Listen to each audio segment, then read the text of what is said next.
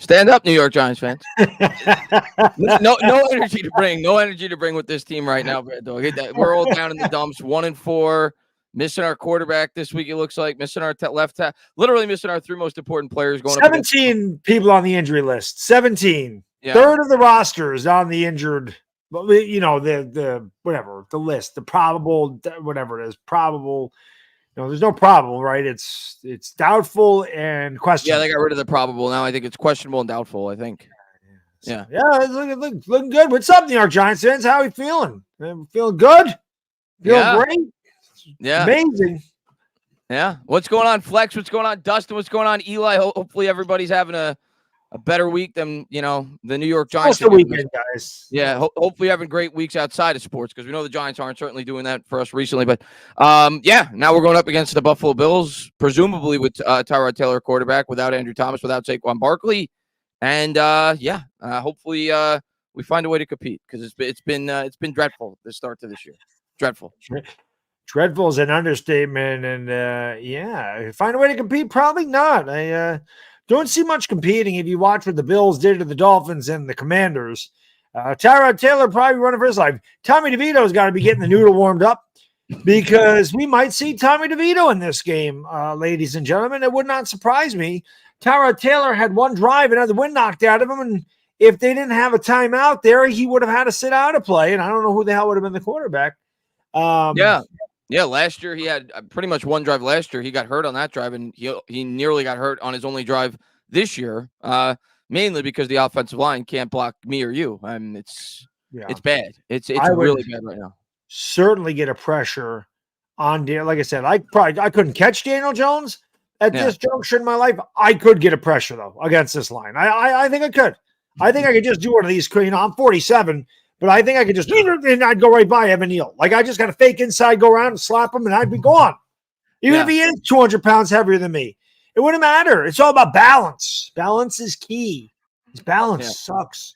I heard he's really good at balancing a spatula and a spoon, though.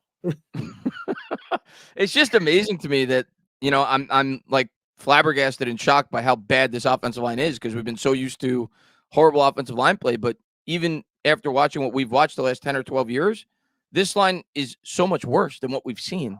That's how bad this line is. It's awful. And you just got to hope. That's the only thing I'll continue to say, because that's all I can do is hope that these young players get better. Evan Neal, when Schmitz, I don't even know if Schmitz is playing this week, but when he gets back in the lineup, you got to hope that, these guys get better, because right now it's a disaster. Obviously not just the line, the quarterback, everything.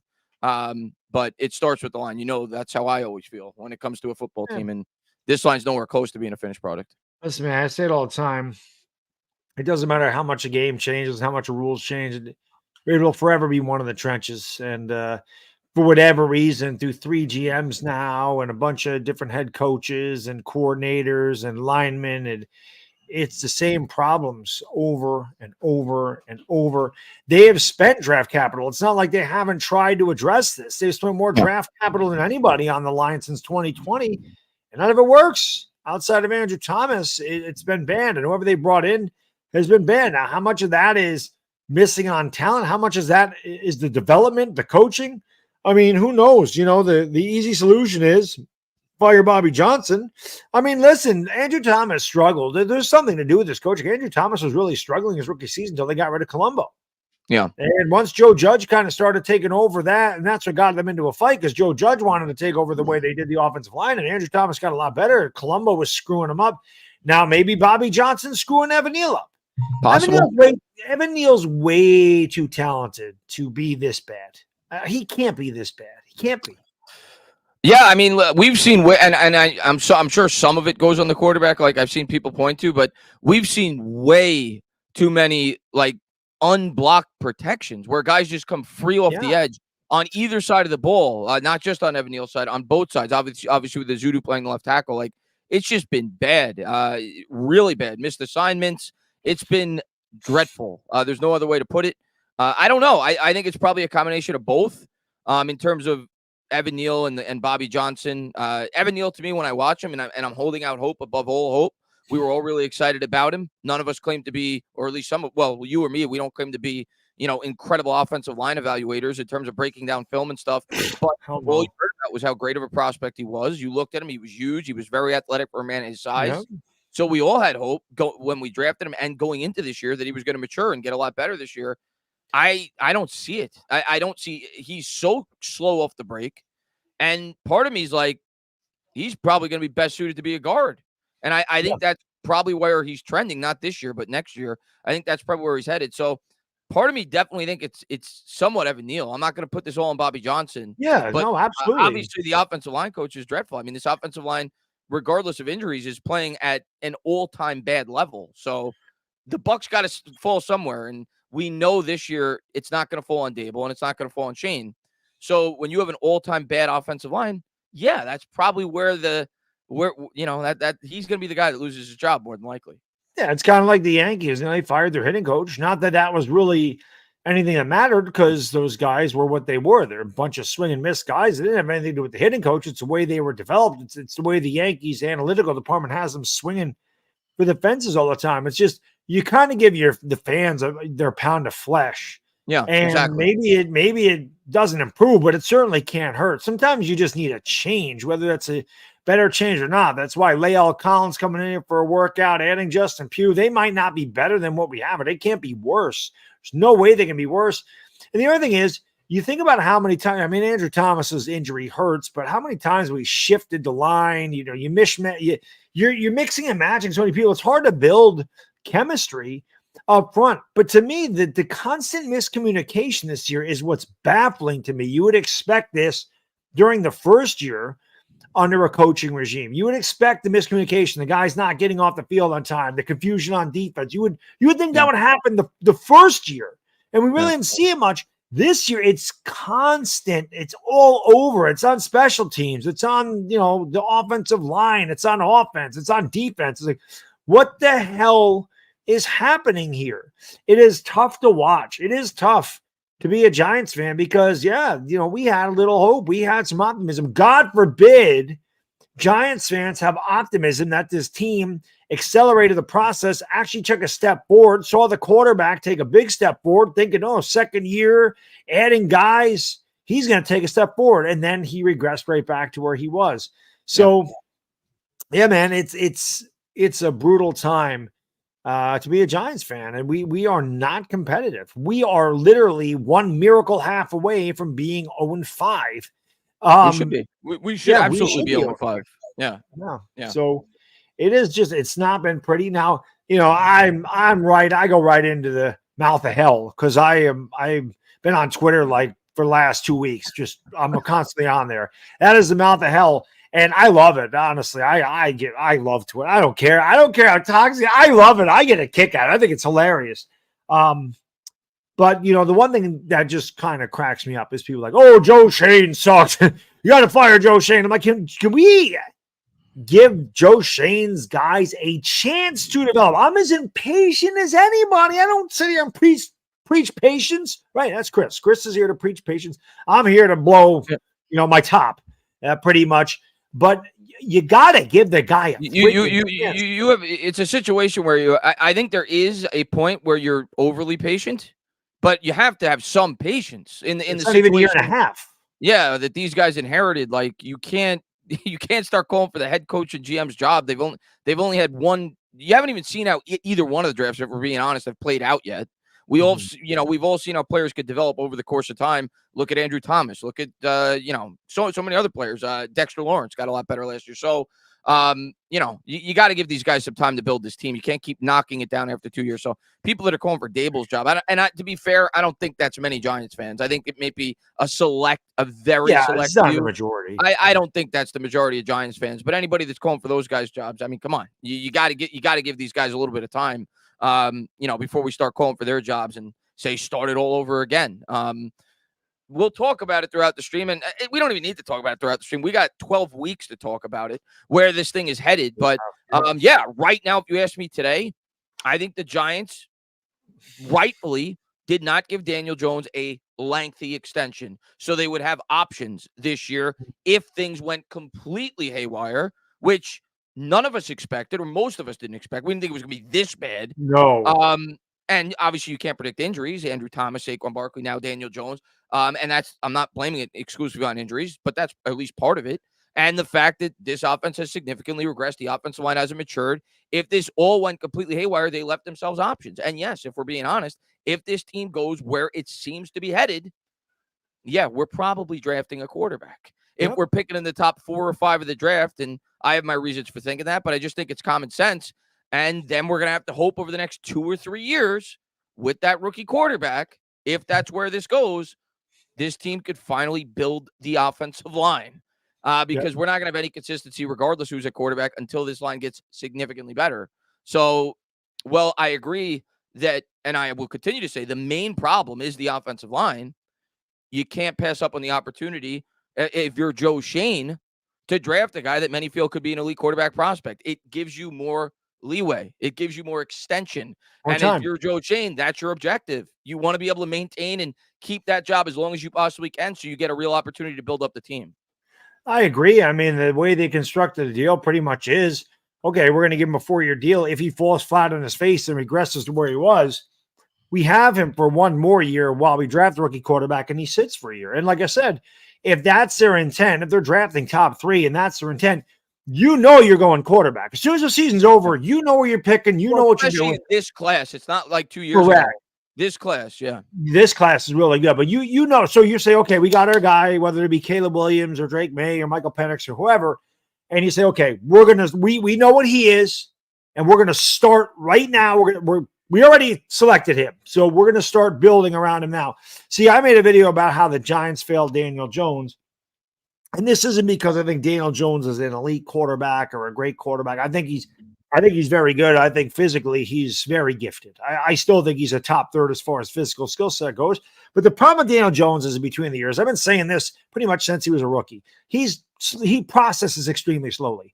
And when you have a line that can't protect the quarterback, that processes slow like that, it's a disaster. That is asking for trouble. If you have a line that gives Daniel Jones an extra half a second, he could be really effective. Well, we don't have that. So they failed him because they didn't work around his skill set. And they need to know this coming out of college, that he has a hard time getting off his first read, that he has a hard time processing and going through his reads at a rapid pace. They should have known that. And when you see that, you have to address the offensive line. You have to do what you can to get guys in here. Now, Dave Gettleman missed in 2019, drafted a 7th round lineman that year. 2020 got Andrew Thomas, and then they took a swing at Parrott, sucked. Lemieux sucked, and then he didn't do anything. He let Zeitler walk. He did nothing. They did nothing to get a better offensive line around Daniel Jones. That's why Daniel Jones ain't the guy here. Or get him wide receivers. Right. Perhaps somewhere else, perhaps in Minnesota, perhaps, I don't know. I can't think of another team off the top of my head. But perhaps he goes somewhere and he does well because they give him a little bit more time and they give him a number 1 receiver. But the Giants haven't done that. And this is not an excuse. I love when people are like, oh, you're making excuses. These are facts. It's not an excuse. They're facts. Yeah. He's a slow processor. He likes to get on his first read. And when his clock gets sped up because he's getting hit, that's what he's going to do. He's like, I ain't got time. And he just throws the thing. Yeah. And so he misses receivers. And you understand it. You understand why Jones has gotten to this point in terms of being a guy that goes to his first read every time because, hey, and I'm not making excuses for the guy. He's played bad this year. He's a major part of the reason why. I don't think he's the biggest reason, but he's a major part of the reason why this team is where they are offensively this year. He's the quarterback. They're not putting points on the board, period. And I understand there's injuries around him. I understand the line is awful. But he took the money. He's the quarterback. He has to elevate. And so far, he hasn't elevated. That's the truth. That's the fact of the matter. But at the same time, I say to myself, yeah, I could understand why Jones is getting rid of the ball quick and only looking at 1 read because his offensive line is so bad. His internal clock is so messed up that he's just trying to get rid of the ball because he thinks he's going to get hit every time he drops back to throw. It's a mess. And they got to fix this line. I mean, I'm going to continue to say it, but it's the truth. But, we'll see at the end of the year where they go. Yeah, like I said, I mean, you could get a guy. You can get a Caleb. Listen, we all know I am a what do they call these people that are like super fans? Stans? Is that what they're called? I'm old. I don't know. I think they're called stans when you're like a big fan. I'm a Caleb. Am I using that correctly, young people? I think we're all Caleb Williams stans. He's an okay. There you go. Yeah, I'm a Caleb Williams stan. Okay, he's an incredible. I mean, you don't need to be. You could be an 8-year-old watching that guy play. You know, he's got all the talent. My son knows he's good. He's 6. Yeah, he's great. But yeah, so I mean, I've been a Caleb Williams guy since his freshman year at Oklahoma, and Daniel Jones can't do those things. He just can't. But Caleb Williams would not be as effective with this offensive line as he would be with a good one. No. No quarterback would be as effective with this line as they would be with a good one. So again, this is not a slight on Daniel Jones or a knock on it. He just doesn't have the processing speed to go through his reads with a bad offensive line. It's just not working here. And I do believe that is why they set it up that way, because now like, well, we can take a rookie quarterback. Yeah, he's a $47 million cap hit next year, but who cares? He's going to play the year next year until they get to a certain point and they say, okay, Daniel, you're on the bench. Caleb, Michael Penix, whoever the hell it is, you're in now. Yeah. And they're going to ride from there. I mean, that's what usually happens. But it didn't work out here for whatever reason. And I understand all the people saying he can't do it. And I thought last year, maybe he figured that stuff out. It seemed like Brian Dable had him getting rid of the ball quick. He had confidence. Whatever, because it's not like the line was good last year, but he just seemed to do it better. Well, there was also more balance to the offense because you had Saquon Barkley, right, and you had Andrew Thomas, which is a factor. But true, but it is what it is. Chris, to be fair, Andrew Thomas didn't play against Arizona. But the first 6 quarters of this year, we had Saquon Barkley. It was a disaster. Yeah, we didn't score. Yeah. So it is what it is there. I don't know. Let's get to somebody's supers. Flex, I don't have my thing plugged in, so no sound effects tonight. Flex, thank you so much for the super chat. He says, I feel like losing Nick Gates hurt us in a way, to be honest. Maybe a little bit. Yeah. But I heard Commander fans do not like him, that he is not doing well there. I love Nick Gates. I think most Giant fans love Nick Gates. But if I'm being completely honest, I think Nick Gates was a bit overrated by Giants fans. He's better than what we have. Much better than what we have on the offensive line. I always thought he was a mediocre lineman that brought a lot of heart and a lot of grit. But he kind of stood out because the rest of the linemen were so bad and he was so likable. But yeah, I mean, in an ideal world, I would have liked to have kept Nick Gates, but I don't know how much of an impact. Like the offensive line was really bad when he was here too. So I don't know how much of an impact keeping a guy like Nick Gates would have done. I think if the Giants were going to make inroads with this offensive line this year and they were going to have significant growth, it was Evan Neal. That's why we talked about all offseason. That was the key. Because when you have the bookend tackles, that you could mask deficiencies on the offensive line on the interior because you could have those guys help one another. If you feel confident enough to put a guy like Evan Neal on an island, you don't have to have extra blockers stay in, and you have the same obvious confidence on the other side with Andrew Thomas. It helps the rest of the offensive line. So that to me was always the key. And the fact that Evan Neal has not only not gotten better, in my opinion, he's gotten worse. Which is crazy. Whether Nick Gates was here or not, I don't think it would have made much of a difference. No, I agree. King Trizzy, thank you for the super chat. Appreciate you. He says, the Giants are hexed. We can never have a good, cohesive O-line because Eli stole 2 rings from the Pats. I'll tell you what, that's okay. If I don't ever, I won't be happy, but if I never see them win another Super Bowl, I saw 4. A lot of fans don't get that, so I can't really be, I want to be greedy, but that's okay. These 2 rings are worth it to me, I guess, although I'm losing my head watching this team week after week. It's pretty bad. Yeah, I don't want to use the term enough for me, but I'm very happy with what I will always be grateful for what the Giants gave to me. But going through the last 10 years has been hell. There's no doubt about it. But yeah, hopefully, I think we will eventually. I don't know when. I might be in a wheelchair, but I do think the Giants eventually will get this turned in the right direction. I think that's why we all continue to watch. I think that's why we all continue to, talk about this football team. But, to me, I think we're at least 3 years away. I texted Baddog today at work this morning. When I think about this team and I say to myself, well, if Evan Neal doesn't pan out and you draft a quarterback, which is at least where it's trending, maybe it doesn't, maybe it happens, maybe it doesn't. it's going to take you at least another year or two to sew up the offensive line if all works out. And that rookie quarterback is going to have some growing pains, especially with the lack of support that he's going to have coming in. So I think we're at least 3 years away. If where this year is trending towards goes down that path, which I think all of us see is probably going to happen. We went from a year in which we were saying, okay, it's kind of a trial year. We showed growth last year. We believe in this coaching staff. They gave Daniel Jones another year to see if he could grow. Let's see what Evan Neal could do year 2. So we were like, okay, if all goes well, we could be in the Eagles and Cowboys, or at least knocking on their door next year. To now coming to the realization, not only are we not going to be knocking on their door, we're not even in the neighborhood. And, we're probably 3 years away if all goes according to plan in which we could be competitive with those teams. And it just sucks. It just sucks. The GPS gave them wrong directions. They got lost trying to find the Eagles and Cowboys neighborhood. I don't know how good the Cowboys are, man. They beat Mac Jones, Daniel Jones, and Zach Wilson. And they got beat by Josh Dobbs and blown out by the 49ers, who are the best team in football. And it is not close. But, you draft a rookie quarterback. I mean, you're talking pretty much his whole rookie contract that you're trying to rebuild. And by the 4th year, that's when you want to be competing for a Super Bowl. That's usually the way that works. You want to get there in the rookie contract, because once a quarterback makes the money, it's hard to build around. You got no money left. I wanted to ask you this. I put this on Twitter. I like a couple guys are like, that's so stupid. It makes no sense. I'm like, or some guy said, why would you get rid of all the good players? Because all these guys are on expiring contracts. But I'm going to name a player real quick. I'm going to name some of these players. You tell me if you think they're coming back or not. Okay. Because I just said, I'm guessing they probably won't. Don't mean they won't. But you let me know. Leonard Williams. Oh, before the year started, we knew he was gone after this year. Adoree Jackson. Gone. Darius Slayton. Knew he was gone before the year started. Go ahead. Darius Slayton. Gone. Gone. You saved $6.5 million. Gone. Yep. Sterling Shepard. Yeah, gone. Maybe he comes back, but on like a contract similar to this year, but not a guy that's going to have a role with this team next year. Right. Xavier McKinney. Gone. Because here's the thing. You're not going to franchise tag Xavier McKinney because the franchise tag for a safety is outrageous. It's like $18 or $19 million. That's what the projections say.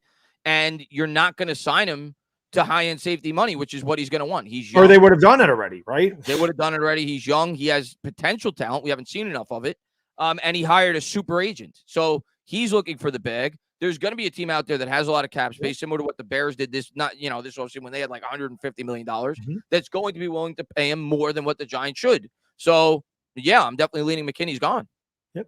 Saquon. I guess that's the toughest one. I'm 50-50 with Saquon because I think it depends on what his trade value is at the trade deadline this year. We have to see if he could get back healthy, if he could build up some value and you could get something good for him. I think you trade him. But if he sticks with this team this year, I could see Shane saying to himself, especially if I have to draft a rookie quarterback, I got to at least give this guy some help early on. And I could tag Saquon another year, give him a piece to help him grow early on in his career. So I'm still not completely sold on. I know most fans are trade Saquon. I think if the right deal is there, I think they do it. But I don't think that's a foregone conclusion. Right. Well, and honestly, that was kind of what I put there. I had a question mark next to Saquon. But that's like once you get rid of Daniel. By the way, I'm for trading him. I don't want anybody to think I'm not. But I could see sense in the right circumstance where you bring him back on a tick. Yeah, because I was going to say, if you let him walk, you also get a compensatory pick. So I guess you would have to see what his trade value is, because I would imagine a compensatory pick is going to be 4th round. So probably Pat Mahomes doing there. Pat Mahomes just threw up a freaking floaty that just got picked off. That was weird. But so guys are like, why would they get rid of the best players? I'm like, that's because they're all free agents next year. Someone said, why would you get rid of all their good players? Well, we ain't won with these players. What makes them good? What makes them good? What makes them good as a unit? Maybe separately on different teams, they'd be good. Not Barkley's good anyway, but we ain't won anything with Leonard Williams. And I love Xavier McKinney. He's my favorite child. We ain't won anything with Xavier McKinney. We ain't won anything. And I like Darius Slayton too. I would, if you could get him to come back here for $3 million, so I'm not paying him $8 million. I like him, but what do we want with Darius Slayton? Like, what do we want Sterling Shepard? And I love Shep. I mean, there's some of these guys on this list are my favorite players. Shepard, McKinney, Barkley. McKinney's hard to read for me because I don't know if McKinney's worth as much as we think he may be valued at when he hits free agency. Because if we're being honest, McKinney hasn't done a whole lot outside of his second year. He was hurt last year. The defense this year has been a mess. So I don't know, under the right circumstances, yeah, I think they'd like to have McKinney back. But if his market is approaching even close to upper end safety numbers, 15, I don't think he's back. So, that's why. Yeah, it's hard for me to read what his market's going to be. If his market's 9, 10, then yeah, there's a good chance he'll be back. But if he's in that 15, 16 range, which believe me, it can happen. We saw what happened with Landon Collins. Yes. Then I think there's a high probability he won't be here. So that gives the Giants after you get Daniel Jones's money, which is $47 million or whatever. It's like $56 million in cap space. So it'll be interesting to see what they do. But yeah, you're on the same page as me. That's exactly what I put. I was like, all those guys are pretty much gone, except for Barkley. I just had the question mark because same thing, 50-50 there. I don't think Barkley comes back and plays in the tag, but if he's hurt all freaking year and they tag him, then he would. I don't think he would ever test the free agent market that way. So there's a lot going on with him, I guess. Tommy B, thank you for the super chat. Appreciate you. He says, thoughts on Dable extra gushing over Josh Allen at Wednesday's press conference like a heartbroken ex-lover. How should DJ feel about that? Yeah, I mean, people said the same thing last year with Hurts, I think it was. And that's coach speak to me. I mean, it is Dan Jones playing horrible. I'm not whatever. But to he's me, not Josh Allen. That's what you want your coach to do. You don't want your coach to think about it like this.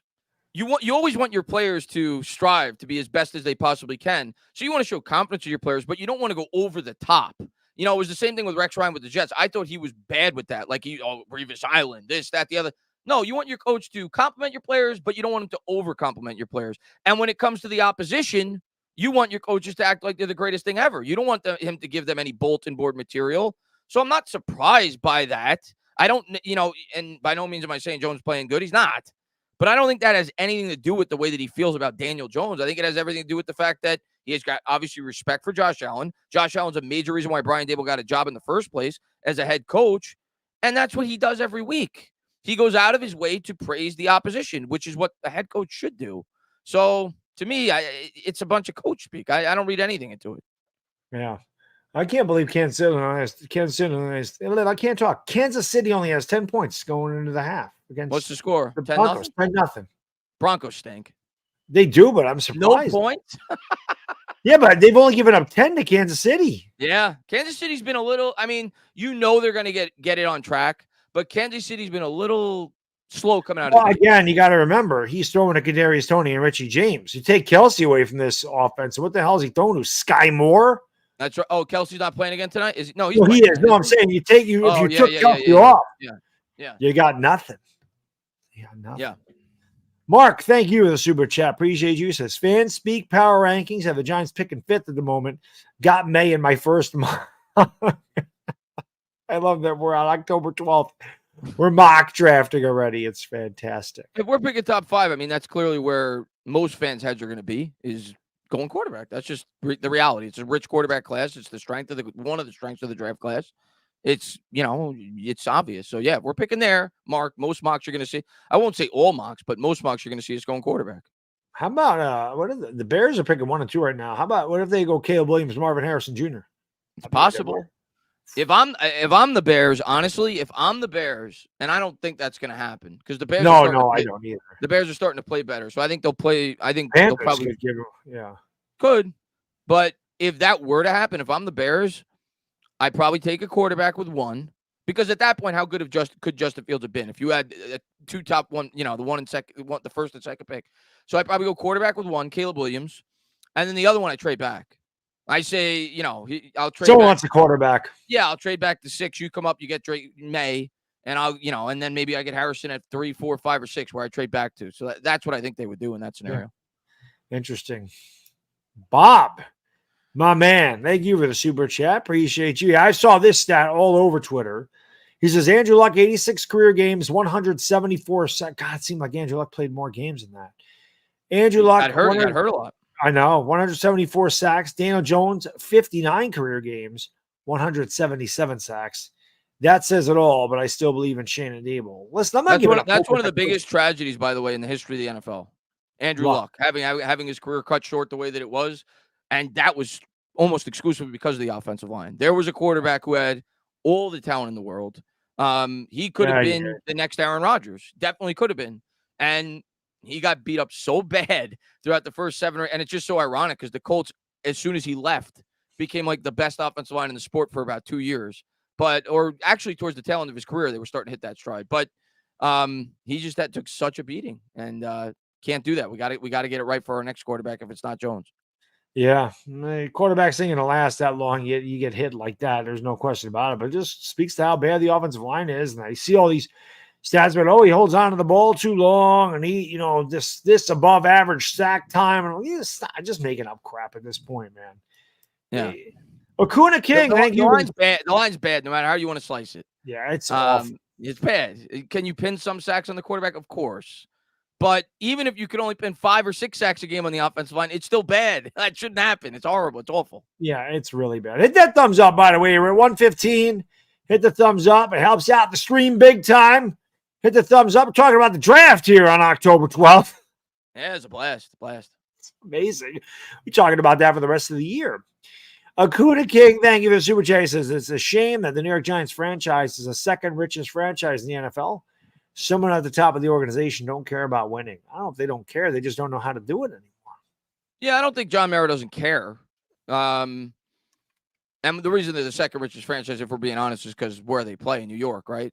New York franchises typically are going to be, the most wealthy franchises. So that's I like the Knicks, for example. I think they're the wealthiest, I think, in the NBA or one. The Yankees. Yankees, yeah. So, yeah, that's no surprise. I don't think John Mara doesn't want to win. I think he clearly wants to win. I just think this team is they go about it wrong.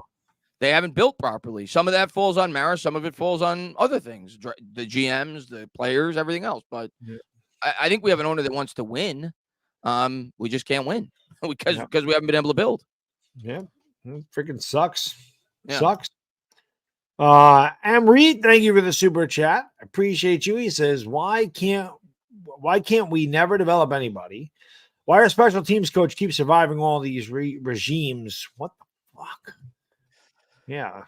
Why can't we ever develop anybody? It's a baffler to me because, like I said, we've had different GMs, different coaches, different coordinators. Yeah. Same results. I mean, to me, that's part of it. But there's a lot of things. But I say it all the time. Part of it, and I understand why guys have gotten fired, and a lot of guys should have been fired when they were.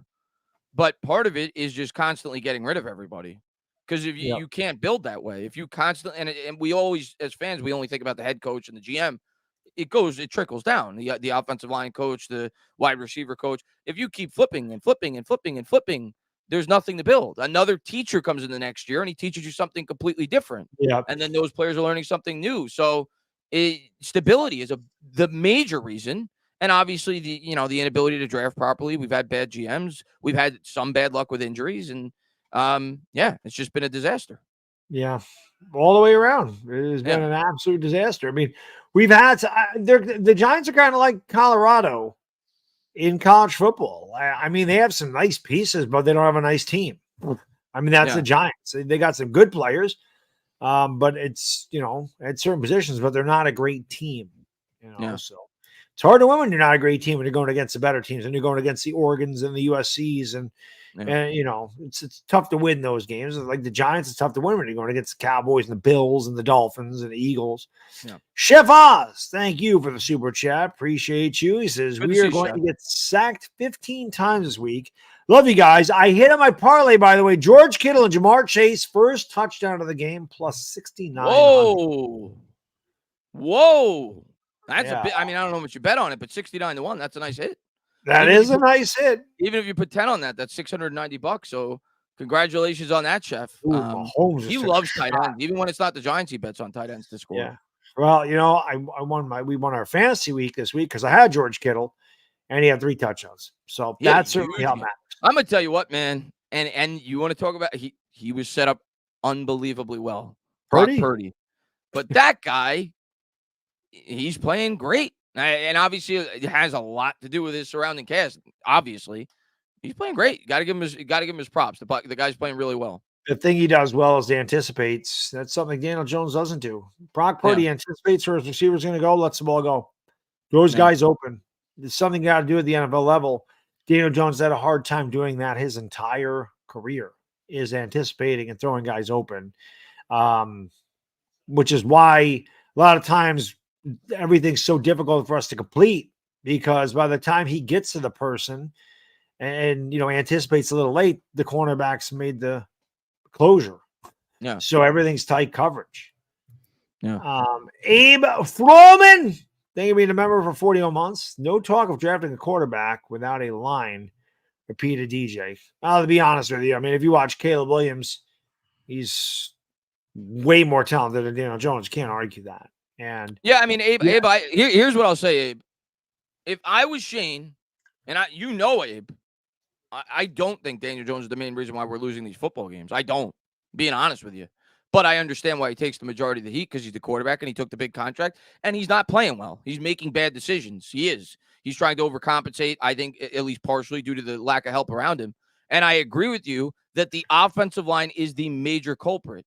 And I also agree with you, there is not a magician that's going to come to this football team, whether it be Caleb Williams or whether it be Drake May, if we don't fix the surrounding talent around said quarterback when we draft him.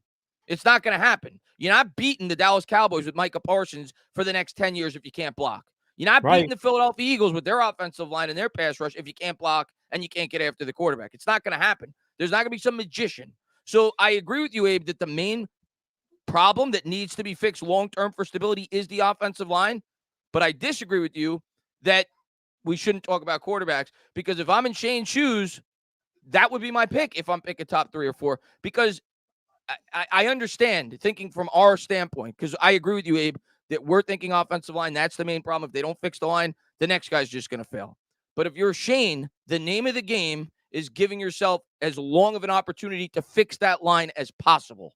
And if you pass on elite quarterback prospects with a top 3 or 4 pick in a strong quarterback class in this year's draft, you're out of a job the next year if this team fails, because you tied your coattails to Daniel Jones. That's what you did.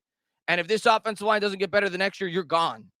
So for Shane, if he drafts a rookie, he's like, Mara, you got to give me at least 2 or 3 years. Let me develop the rookie quarterback. Let's build the offensive line around it. So in a rich quarterback class, to me, thinking from Shane's perspective, if this gets to the point where I think it's going to get to, and I hope it doesn't, I hope we're picking 15 and we can keep building. But if it gets to that point, we're taking a quarterback. Yeah, like I've seen people like on Twitter say, "Oh, you got to take Alt from Notre Dame," and I'm thinking to myself, no, we have spent a lot of draft capital drafting linemen, and it has not worked out. Yeah. But we haven't drafted an elite quarterback. I mean, we traded for one with Eli. But Eli wasn't the best in the league, though. But I mean, dude, like Chris said, you can't tie yourself to Daniel Jones, especially with the year he's had this year. Because, now everybody's in a rage. Everybody's talking about how bad the Giants are, and the fan base is up in arms. And, yeah, man, you can't do that. If you take Caleb Williams because you're picking first, you have 2 years to build that line. You have 2 off seasons. You're going to have next off season because you're going to have that anyway. Caleb Williams ain't going to play because Daniel Jones is going to be there. So you're going to put Jones out there for the majority of the year. And then in 2025, you'll have that offseason and that draft and the free agent market and all that. So you have 2 years to try to put something around Caleb Williams. In 2024, you wouldn't be building around Daniel Jones. You would start to build around Caleb Williams. I'm just using him as an example. Yeah. Whoever the quarterback is. And here's the other thing you got to think about too. I'm thinking as you're talking, thinking from Shane's perspective, because that's what I always try to do when I talk about what I think the Giants are going to do in the draft and everything else. The other thing you got to think is, if we're picking, say, 3rd, and Drake May's there, I'm just throwing him out because most people, he's the consensus number 2 quarterback by most people. He's there, and you pass on him, and you take a left tackle or you take a wide receiver, regardless of the situation that Drake May goes into, regardless. And the Giants have another bad year, and Drake May he's playing like CJ Stroud. You are gone.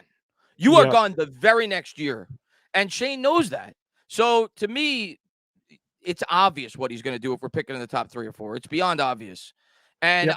I saw somebody in the chat. I think it was Seed, who's a great supporter of mine, with a sad face. Says, Chris, why do you always not upload consistently whenever the Giants are bad? I've been on YouTube for 6 years. The Giants have been consistently bad for 5 of them. So I uploaded like twice a day for about 2 or 3 years when the Giants were as bad as it gets. I'm just drained with this team and talking about this team. That's the God's honest truth. And talking about the same topics over and over and over again. And I need something fresh that to be inspired to talk about this team consistently. I need something Yeah. fresh. So that's just where I'm at as a fan. I can't come on here and act fake and just make videos to make. I'm not inspired to talk about this team because to me, there's not much to talk about right now. Yeah. So that's where I'm at as a fan. But I talked about this team for 5 or 6 years when they were the worst team in the league. So it's not because they're playing bad. It's because I'm just sick of the infighting and the same debates and the why are they shitty? That's just where I'm at as a fan. I hope it doesn't come to this, but if they draft a quarterback and we start from scratch, that'll probably give me more energy because I'll be like, okay, now now fresh start. a fresh start. We're building yada yada yada. But right now, it's just I don't know. It's the same thing over and over again. Yes.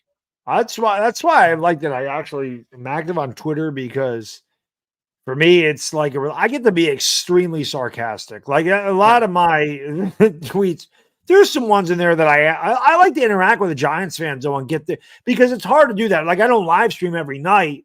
I mean, obviously I love to get your opinion on stuff, but I can just ask a question on Twitter and a bunch of people can answer what they think. And I just like to get the pulse of the fan base.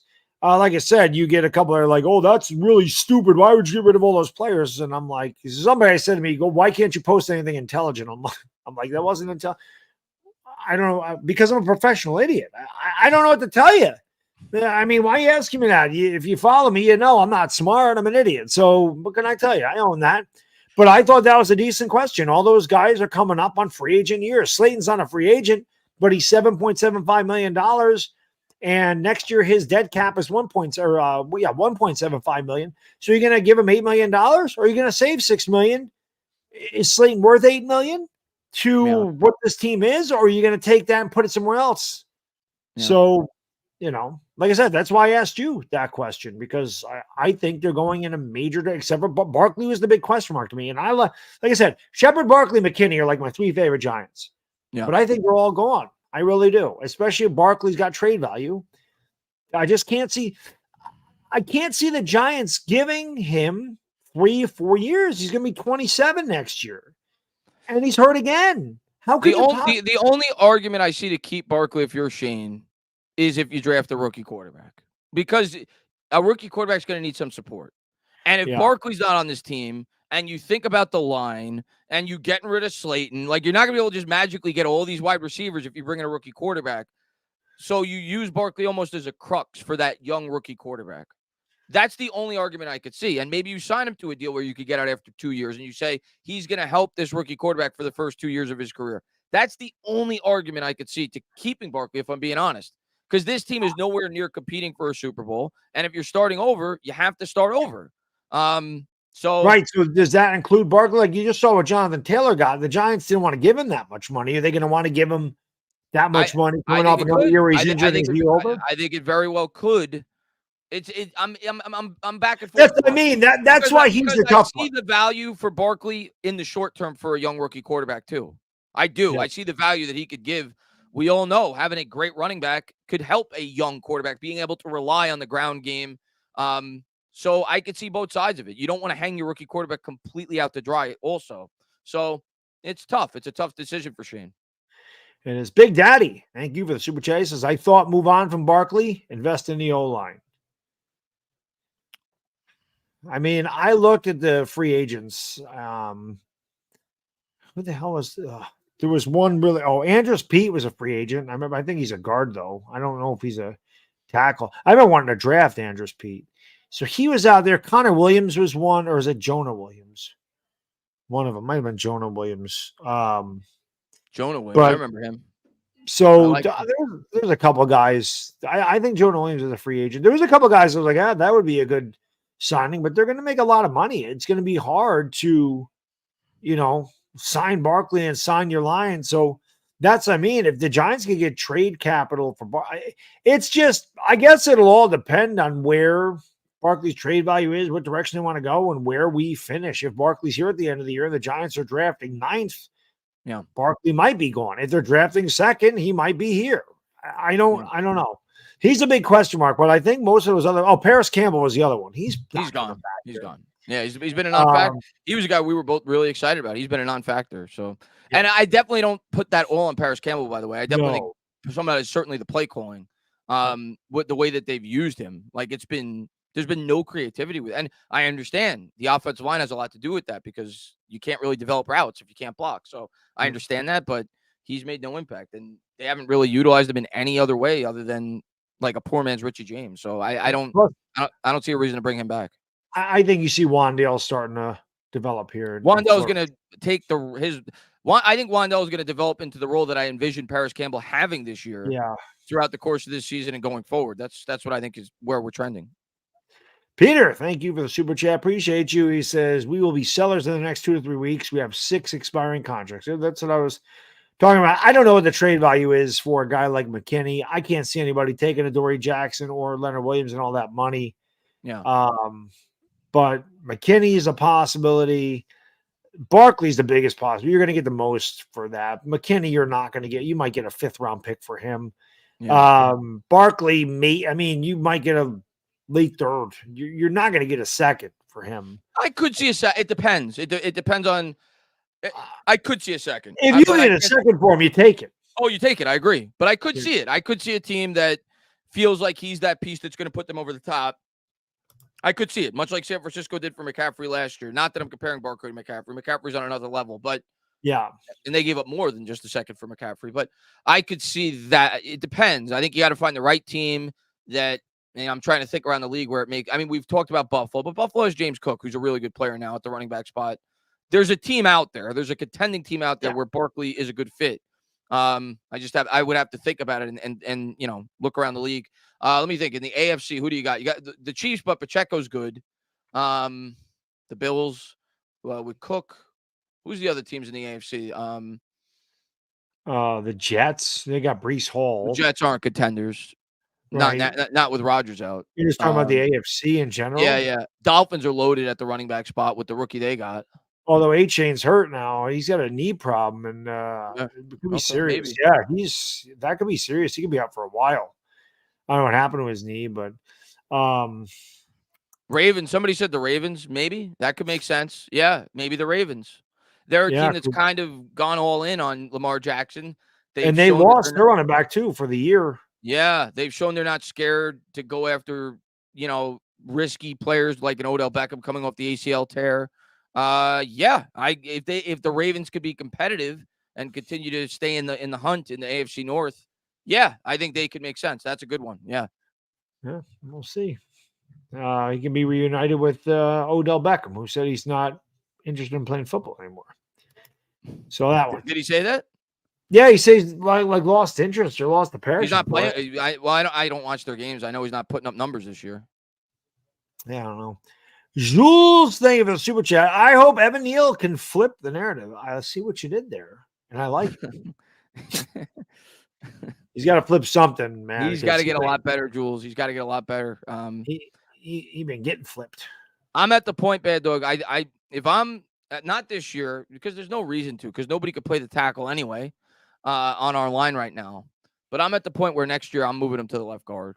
I'm drafting another tackle or signing a stopgap tackle, and I'm moving him to the left guard to play next to Andrew Thomas. Yeah, because that's where he's obviously more confident playing on that side. That's where he played in college.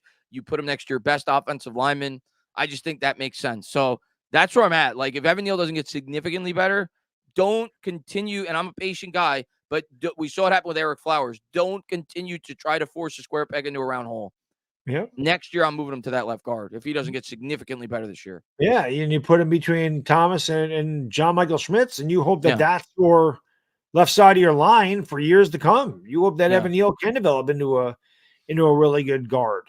If that's the case. And playing next to Andrew Thomas wouldn't do nothing but help him, I'm sure. But I can tell you this: Bobby Johnson's not going to be here next year. I don't know when they're going to fire him. Oh, he's going to fall on the sword. He's taking it. Yeah. There's no doubt. And the special teams coach, both of them. He's gone too.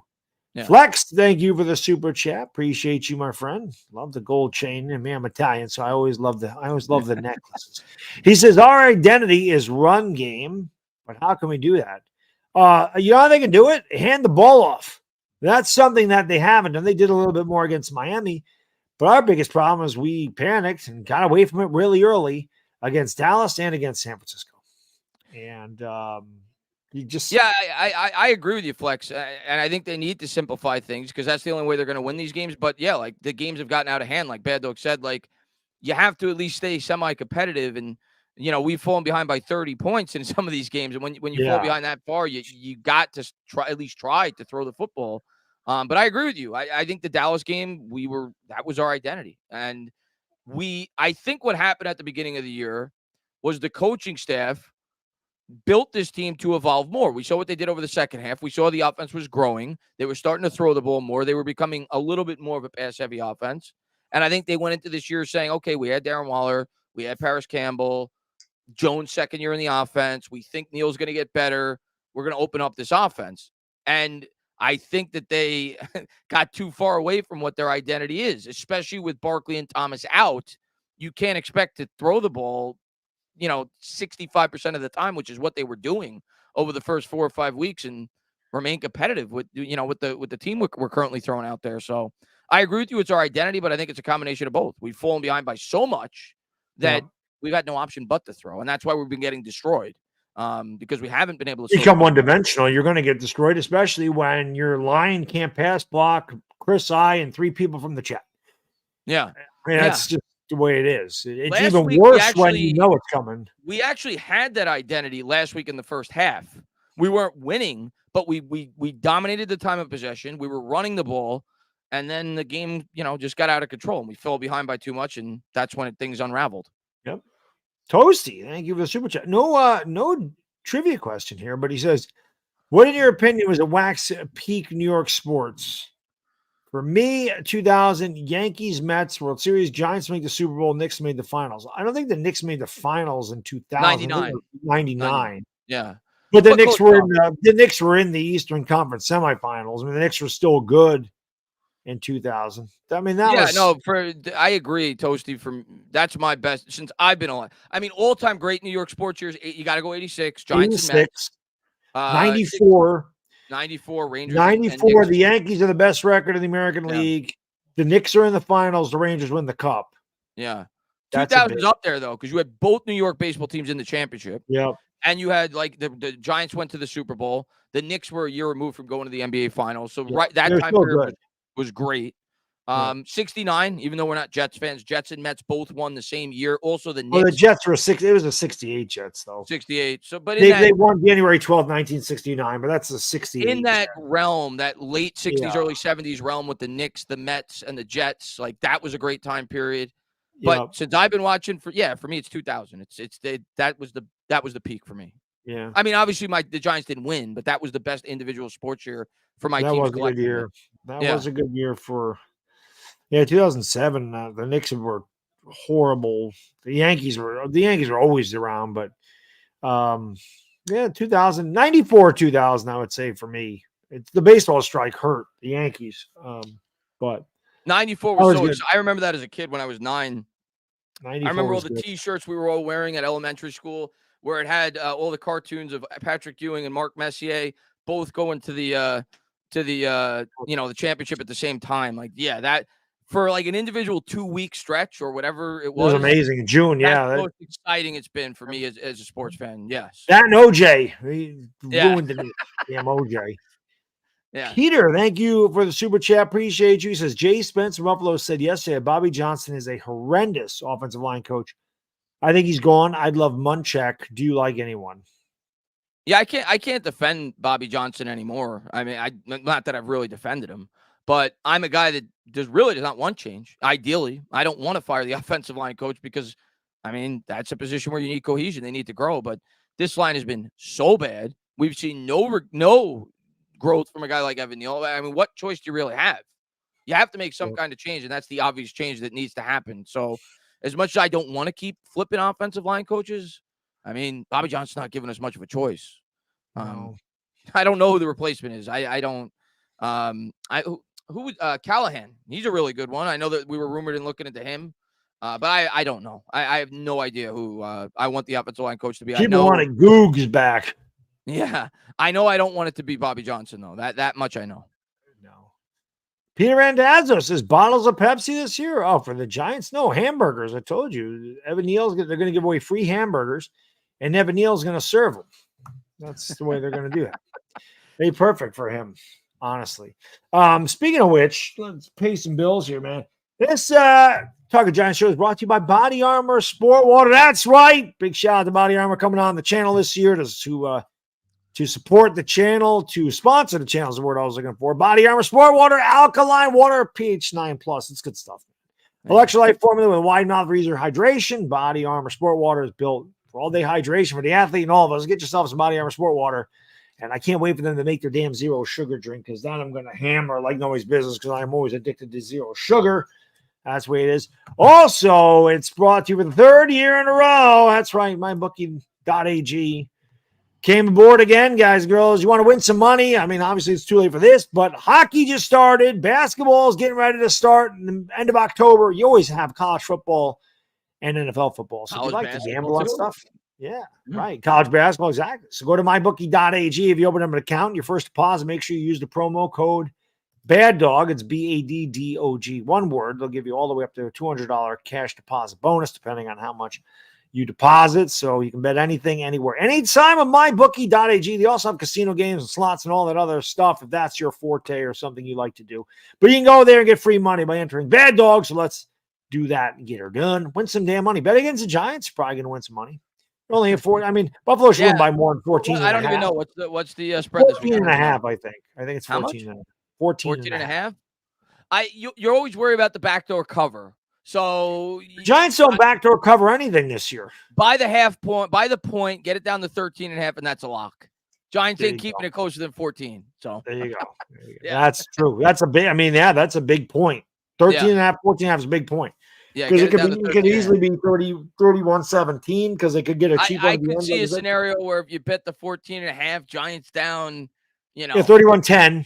31-10, they get a nonsense touchdown at the end of the game. Yeah. I could also see 41-7. Yeah. Gavin, thank you for the they might lose by 50, but they could. I hope Tommy DeVito's ready to go. I have a feeling Tommy DeVito is going to play in this game. I do. He might. I hope not, because that would mean Taylor probably got. Not necessarily. We could be getting blown out, and you throw DeVito in there the last quarter. Now there's definitely some troll accounts on Twitter that pretend to be Jordan Renan, and then there's that Steinberg account that's just troll accounts. And he said, Wentz was going to be, and I know this guy's full of crap, so I put on there. They go, they ought to sign RG3. But I did read, and I forgot who it was a legitimate guy. I don't remember. Said Matt Barkley was coming in here because he worked with Brian Daboll. And I said, Matt Barkley is so bad that he was the quarterback last time the Giants won in Philadelphia. You don't need Matt Barkley. Play Tommy DeVito. Yeah, might as well. Might as well.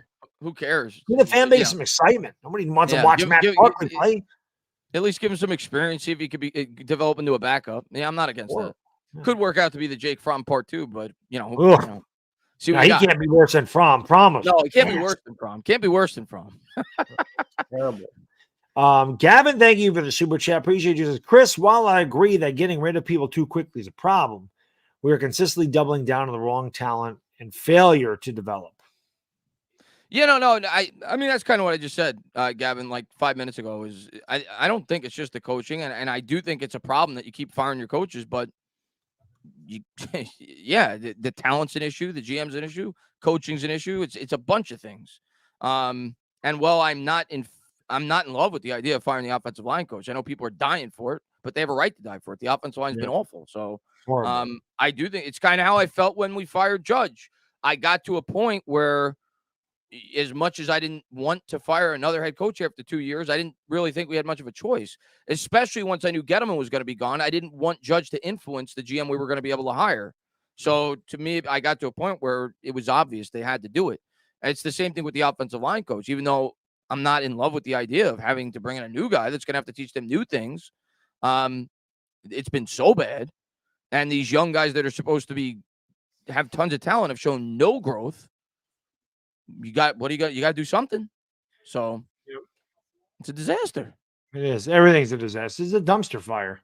Mm. It's an absolute dumpster fire. Cutthroat, thank you for the super chat. Appreciate you. My friend, he says, do you think the Giants go back to 4-3? Or maybe they get another defensive coordinator in here that runs a 4-3. I wouldn't have an issue with it at all.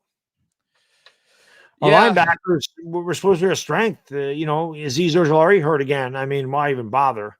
He's always hurt. Kayvon Thibodeau, Bobby Okereke, Micah McFadden. I mean, those are supposed to be your guys, and most of them are hurt. So it's not working out. But I don't have an issue 3-4 or 4-3. I don't really. For me, it's have a the NFL is different than it used to be. Like it used to be 20 years ago. It used to be pretty definitive in terms of the type of scheme you ran for the most part. I'm sure there were like the Steelers always kind of had a out of the box type defense with the way that they blitzed, and the Eagles too in the early 2000s. But most defenses were pretty cut and dry. You were 3-4, you were 4-3. Most defenses in today's NFL, they're not strictly a 3-4 or a 4-3. They do multiple things because a lot of defenses are positionless. You see guys like Isaiah Simmons.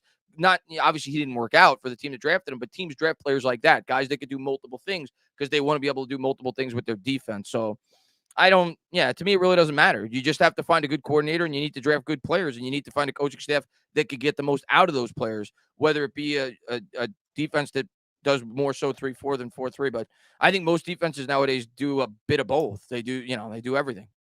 Yeah. I just showed Taylor Swift. Taylor Swift counter just went up there. I got to show her a million times.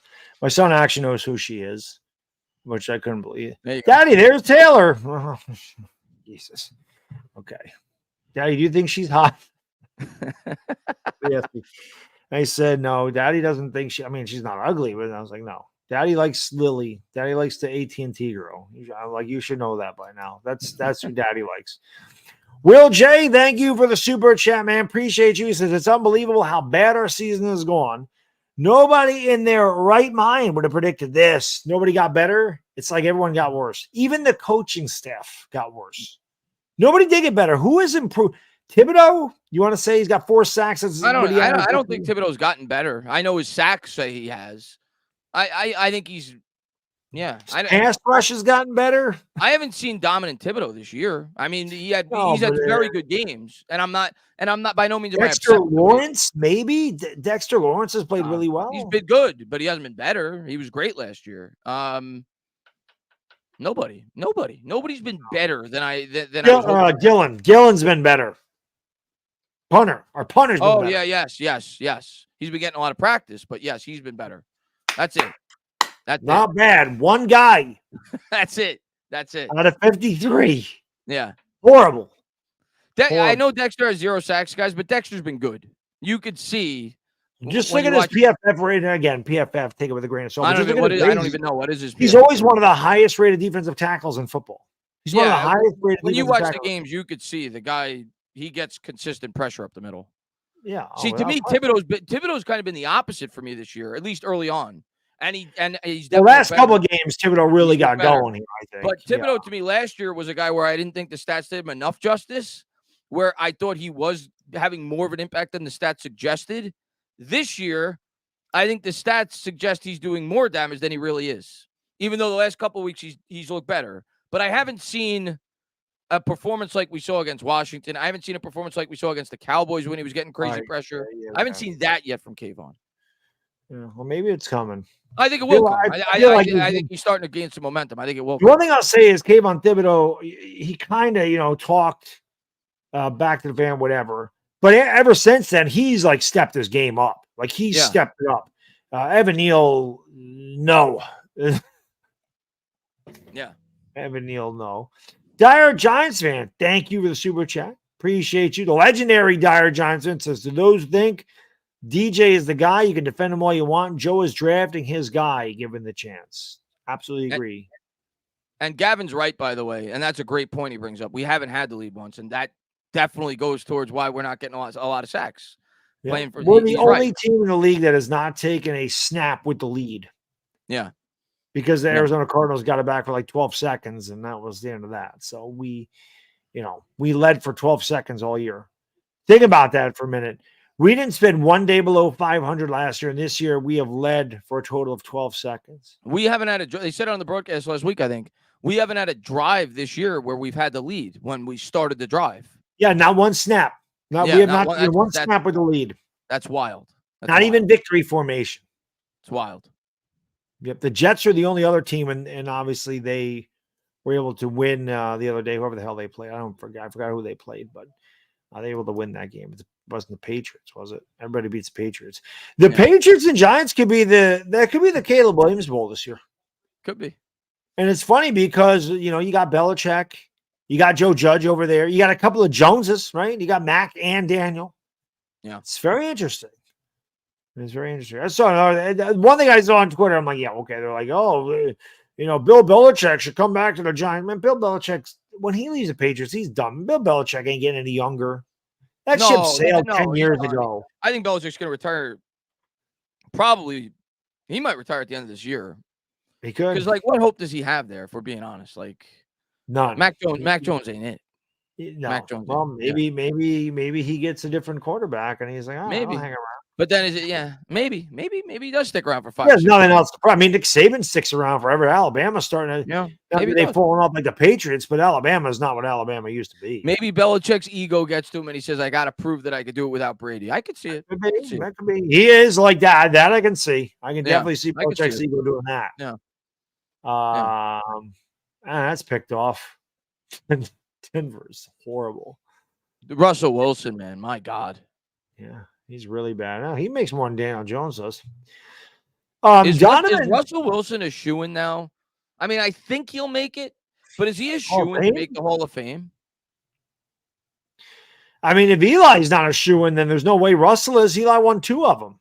Yeah. Russ won a Super Bowl, and he was definitely a top 5 quarterback probably in the league for about 3 or 4 years. He wasn't a top 5 quarterback when he won, but he had a 3 or 4 year stretch where he was if not top 5 right there. But I don't know. Is he a shoo-in? Because he's been really bad the last 2 years. And even before the last 2 years, he was kind of middling in the middle of the pack for about 2 years. So I don't know if he's a shoo-in. If you would have said 3 or 4 years ago, I would have said yes. I don't know if I would say yes anymore. No, I think it's difficult because the end of their career, you're thinking, God almighty, this guy really fell off a cliff. Yeah. I think about that with Giancarlo Stanton for the Yankees. I'm like, he has 400 home runs, and you would have thought 3 years ago this guy's a shoo-in for the Hall of Fame. But now the guy's hitting 189, 196. I mean, is that really a Hall of Famer? If he gets to 500 homers, I think he goes in because usually that's the Stanton. Benchmark. Yeah, probably. But Stanton's been a guy to me that's had 2 incredible years in his career, and the rest of it's been riddled with injuries and inconsistency.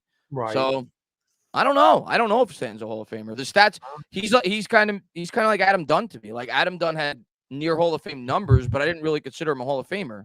I think I feel the same way about Stanton. Yeah, that's what I'm saying. So I don't know. Even though I think Stanton was a better player than Adam Dunn, but similar in the sense that they compiled. Yeah, low average, strikeout a ton. Yeah. Hit a bunch of homers. Yeah. Donovan, thank you for the super chat. Appreciate you, my friend. He says, looking back at it, was last season the worst thing that could have happened to the Giants as far as rebuilding? Yeah. Hindsight being 2020, absolutely. Yeah, I don't know. I get it, but I don't think in terms of the building process, it's going to be as bad as people think.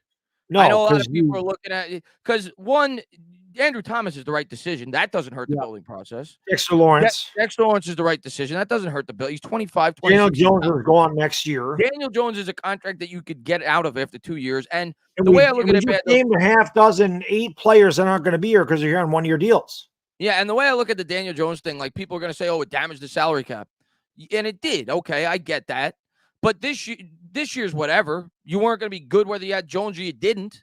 You weren't going to get some other quarterback that was going to come in here with who was available, whether it be the draft or whatever. And if you traded up, you would have given up all that draft capital with this horrible situation. So this year's whatever. And next year, yeah, Jones hurts the cap, but you're going to be, if we plummet like we are, you're going to have a rookie quarterback. So when you have a rookie quarterback, you don't expect to win anyway.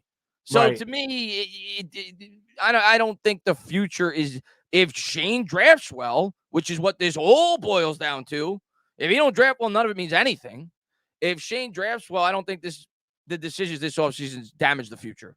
Yeah, I agree. Because again, it's not like they backloaded Daniel Jones's contract where they are stuck with it, kind of like Dallas got stuck with Dak Prescott the way they did that. Yeah. So because it's front loaded, and yeah, I mean in 2025, you're still going to have to eat 22 million, but that's not 47. So you'll eat 22 million if you have to get out of that contract, especially if you're drafting a rookie. There's no question about that. Yeah. James, thank you for the super chat. Appreciate it. He says Barkley is a good fit on the Ravens. Trade the second and the fifth. I mean, if the Giants could get that much for him, I think they do it in a heartbeat, honestly. Yeah. Oh, yeah. Yeah. Unfortunately, as much as I love Saquon, you do that. You don't even think twice about that. If they could get that. I think they would have taken that this offseason if somebody offered that. Yep. So, yeah, you do that. Because, again, I mean, I love Barkley. He's the most talented guy in our offense. It's not close. But the guy's 27 next year coming off an injury. Are you trying to rebuild around an injury prone? And it's not even his fault. It's not like there's soft tissue injuries, although he did tear his ACL, but it's a lot of freak things like someone landing on his legs wrong or him stepping on a foot or something. But the fact of the matter is he's injured a lot. He's going to be 27. Are you rebuilding around that guy? Is that the guy you want to rebuild around? Probably not. So, it's a short-term position, and we're not competing for a Super Bowl in the next 2 years, if we're being honest, if this goes where we think it's going. So you trade him. Samuel, thank you for the super chase. Has been with you guys since 2019. This is the worst I've seen.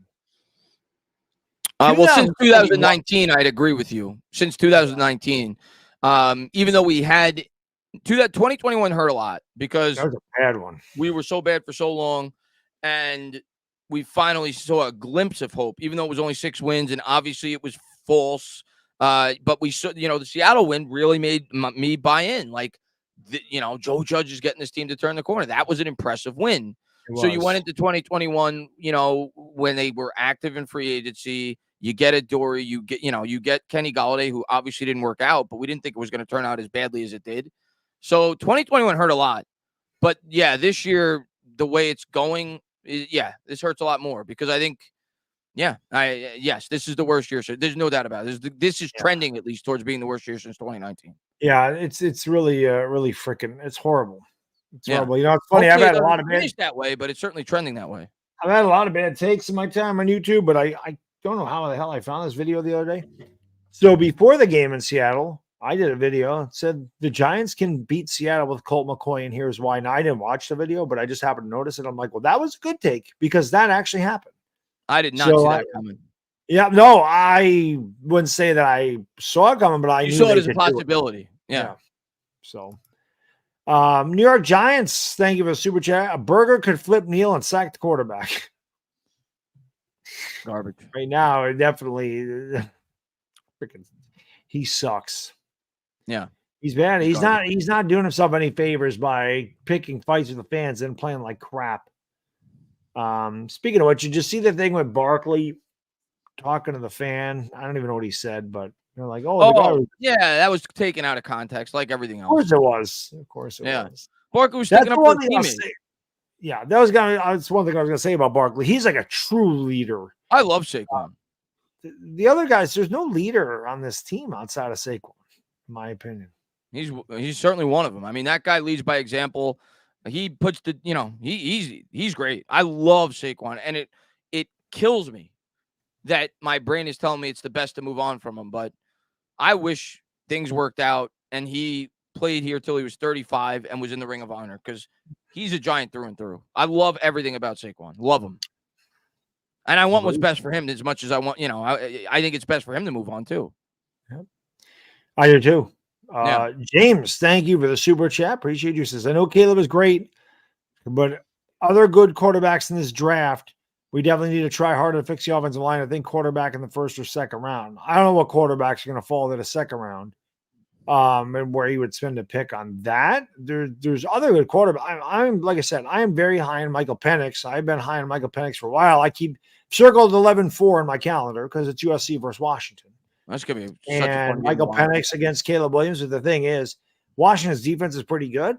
USC's defense is absolute trash. I expect Michael Penix to throw up about 390 and 5 touchdowns against that defense. Wouldn't surprise me one bit. Drake May, obviously. Jaden Daniels from LSU. I mean, there's talent here.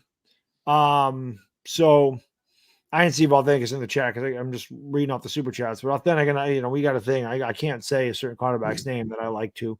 But yeah, I mean, if we're drafting top 5, I think they're taking a quarterback. Yeah, probably. The only options there is you take a quarterback or you trade back, in my opinion. If this draft is as rich as people are making it out to be at the quarterback position. I saw somebody say JJ McCarthy. Is he even draft eligible this year? I don't even know. Is he a junior? I don't even know. Because I know he first started playing for Michigan last year, I think. I think that's where he started. I actually like JJ McCarthy. I don't know how good he projects to be as a pro, but when I've watched the Michigan games, specifically last year, I saw him play a couple games. I thought he looked good, but he's a junior. He's a junior, yeah. He's a junior. Well, he hasn't. I mean, who the hell has he played? He beat Minnesota, he beat Nebraska, Rutgers, whatever the hell BGSU is, UNLV, and EC. Like, what the hell is ECU? East Carolina. Carolina. So he beat East Carolina, UNLV, the Bowling Green. Like, yeah. No, but we'll get a better look when he plays if they play Ohio State. Yeah. Penn State. Yeah. Well, yeah, I agree. What else did he do? I don't know. I watched him last year. Michigan was really good. I don't know. I wasn't a big fan of JJ McCarthy. I don't know. But what the hell do I know about freaking quarterbacks? I just talking about quarterback prospects. Not really. I can't believe we're talking about quarterback prospects. Well, this is typical Giants football. This is what we're used to. Last year was an aberration. We weren't used to being on at this time last year and being 4-1 and coming back from beating the Packers in London. We weren't used to that. Yeah. And then our way to beating the Ravens. We weren't used to that. Used to this, unfortunately. Brian, thank you for the super chat. He says, I'm just glad that this isn't the Ray Handley years. To be fair to Ray Handley, they were 8-8 in 1991. They sucked in 92. But I'm not saying Ray Handley was good. Ray Handley sucked. However, most of his players were hurt and they were older at that time. He started hostile over Sims. That shouldn't have happened, but Sims is nearing the end of his career. LT tore his Achilles, or LT ruptured his Achilles, I think, in 92. So that didn't do him any favors. I don't know if Carl Banks was even on the team. He was on the team. And I think he was on the team in 92. I forgot when he went to Cleveland. Bavaro wasn't there anymore. Like, he lost a lot of those Super Bowl players, but he was a shitty head coach. And then obviously they got rid of him in 2 years. They brought in Dan Reeves, and then they were in the playoffs in 93. But then Reeves missed the playoffs in 94, 95. And then I think Foster got here in 96. Reeves was really bad. Foster got here in 97.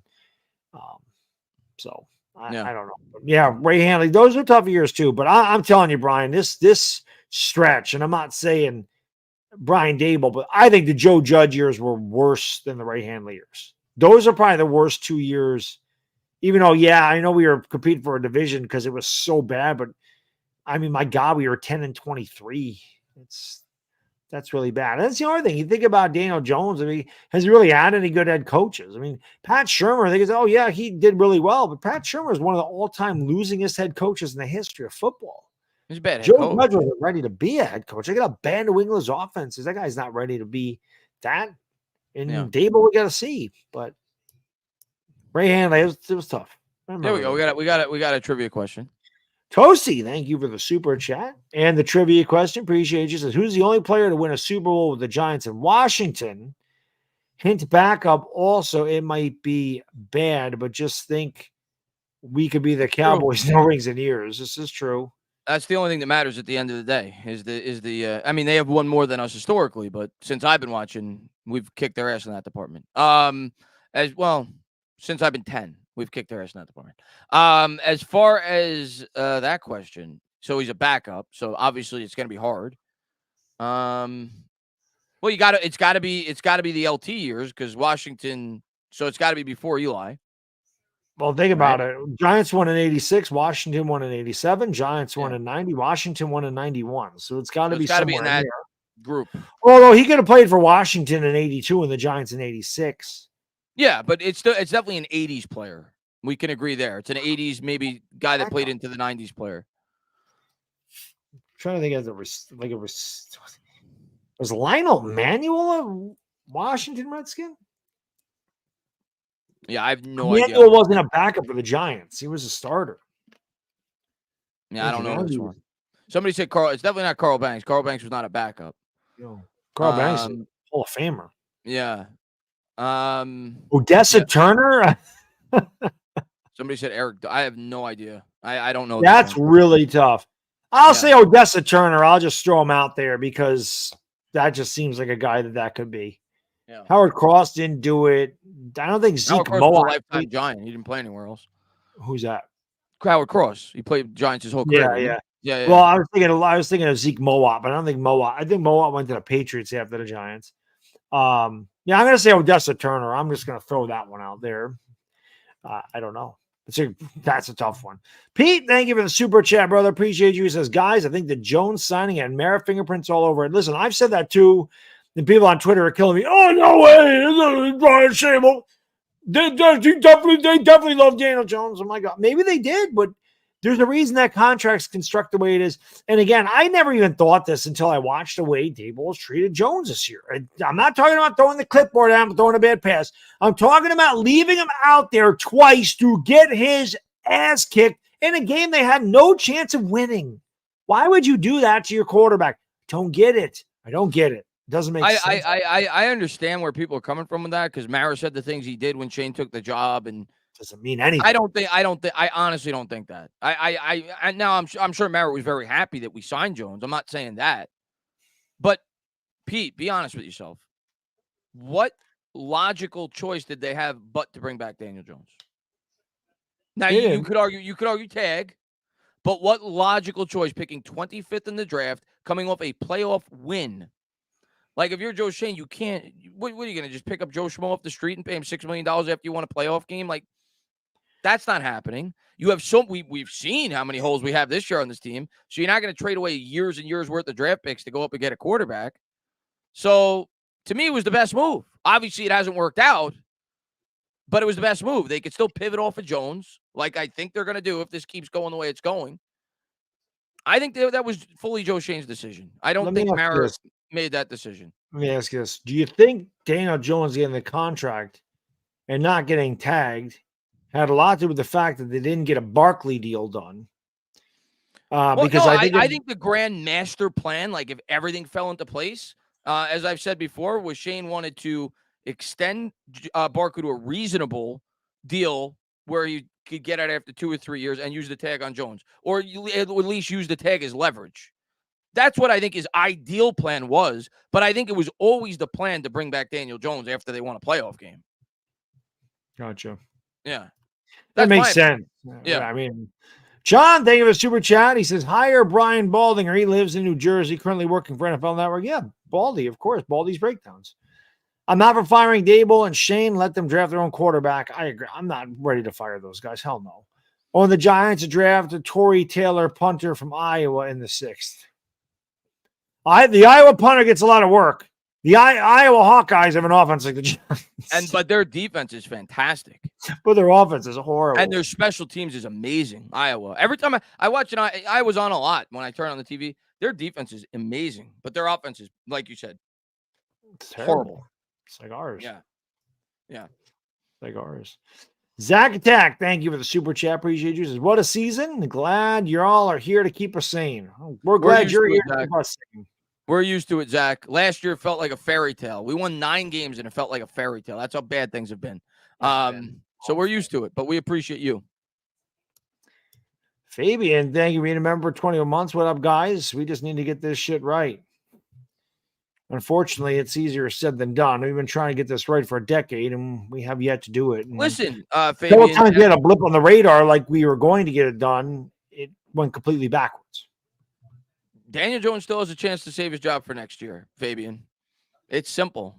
Win enough games to not put yourself in a situation where the team could draft a quarterback. We'll see if he has an opportunity because God knows how long he's going to be out. We'll see if he plays, but we'll see what happens throughout the rest of the year. But that's his only chance, in my opinion, to be the clear cut. He's probably going to be the starter to start the year next year, regardless, because his contract, he'll be back. But if he wants to remain on and get another year to see what he could become, they got to win enough games to keep themselves out of the quarterback room. That's it. Yep. We'll see what happens. Johnny, thank you for the super chat. He says it's time for Baddog to wear Allen's jersey. Never happening. And for Chris to wear Bryce Harper's.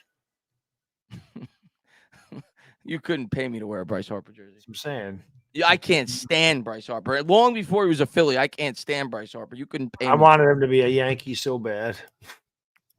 I think we've talked about this before. He would hit 90 home runs as a Yankee. He should have been a Yankee. With that short porch, he would hit 90 home runs. Good job by Brian Cashman. Another home run for Cashman. Yeah. Cashman swings and misses more than the damn batters on the team do. Abe, thank you for the super chat. The Sausage King of Chicago. He says, I love DJ, but for his sake, I understand moving on. For I just worry we'll screw the next kid up if we don't address the old line. I get your points, Tainah. Yeah, Abe, I think like you. We saw for people that think that I don't think most people feel this way. I think most people say it's both. I think, but there's some people that think a little bit more along the lines like you and me, where we think it's mainly the line. And I think there's some people that think it's probably equal. But I watched a Hall of Fame quarterback do nothing over the second half of his career because the team couldn't block. Yep. That's where it starts. And we talk about consistency. This team will not be consistent until you fix that line. Yep. That's where it starts. Agreed. Now, a quarterback brings hope. I get it. It brings change. But he's going to fail too. If we have a line like this, that we're going to be drafting another quarterback in 3 or 4 years. That's just the truth of the matter. No question. No question. Brian, thank you for the super chat. Appreciate you, my friends. You guys should look up PFFs on our entire line. They're all last, or at least they were last game. That doesn't surprise me. Our offensive line is ranked last, and it's terrible. It is horrendous, man. Awful. It's the worst I've ever seen. And we've had some bad offensive lines here. It's even in the 90s, we had some bad lines. I joke around about it all the time. Me and my buddy Frank all the time. False start, 72, Roman Oben. False start, 66, Luke Pettigrew. He sucked too. Yeah. Ron Stone is on a false start, holding all the time. We used to joke around about the offensive line. I've seen the grades, Brian. I saw somebody, maybe it was on Twitter, or maybe I don't remember. I saw it somewhere. Yeah, we're like dead last at like every position. Like I think like one of the guys is like 73 out of 75, another guy's dead last. Like it's as bad as it gets. It's horrible. It's as bad as it gets. Yeah. Fabian, thank you for super chat. Russell or DJ lead the Giants. Russell Wilson would be dead if he was on this line. Be dead. Russell Wilson stinks at this point. Yeah, he'd be dead if he played for the Giants. He wouldn't even be there. He would have retired. He just said, "To hell with this. I don't need this crap." Most quarterbacks would be dead with this current situation. Well, Russell's older. He's dealt with injury, and he's married to Sierra. He's like, I don't need this shit. Yeah. Won my Super Bowl, made my money. I don't want it. Yeah, Russell would be terrible with the Giants. He's terrible with Denver. If we draft, good question.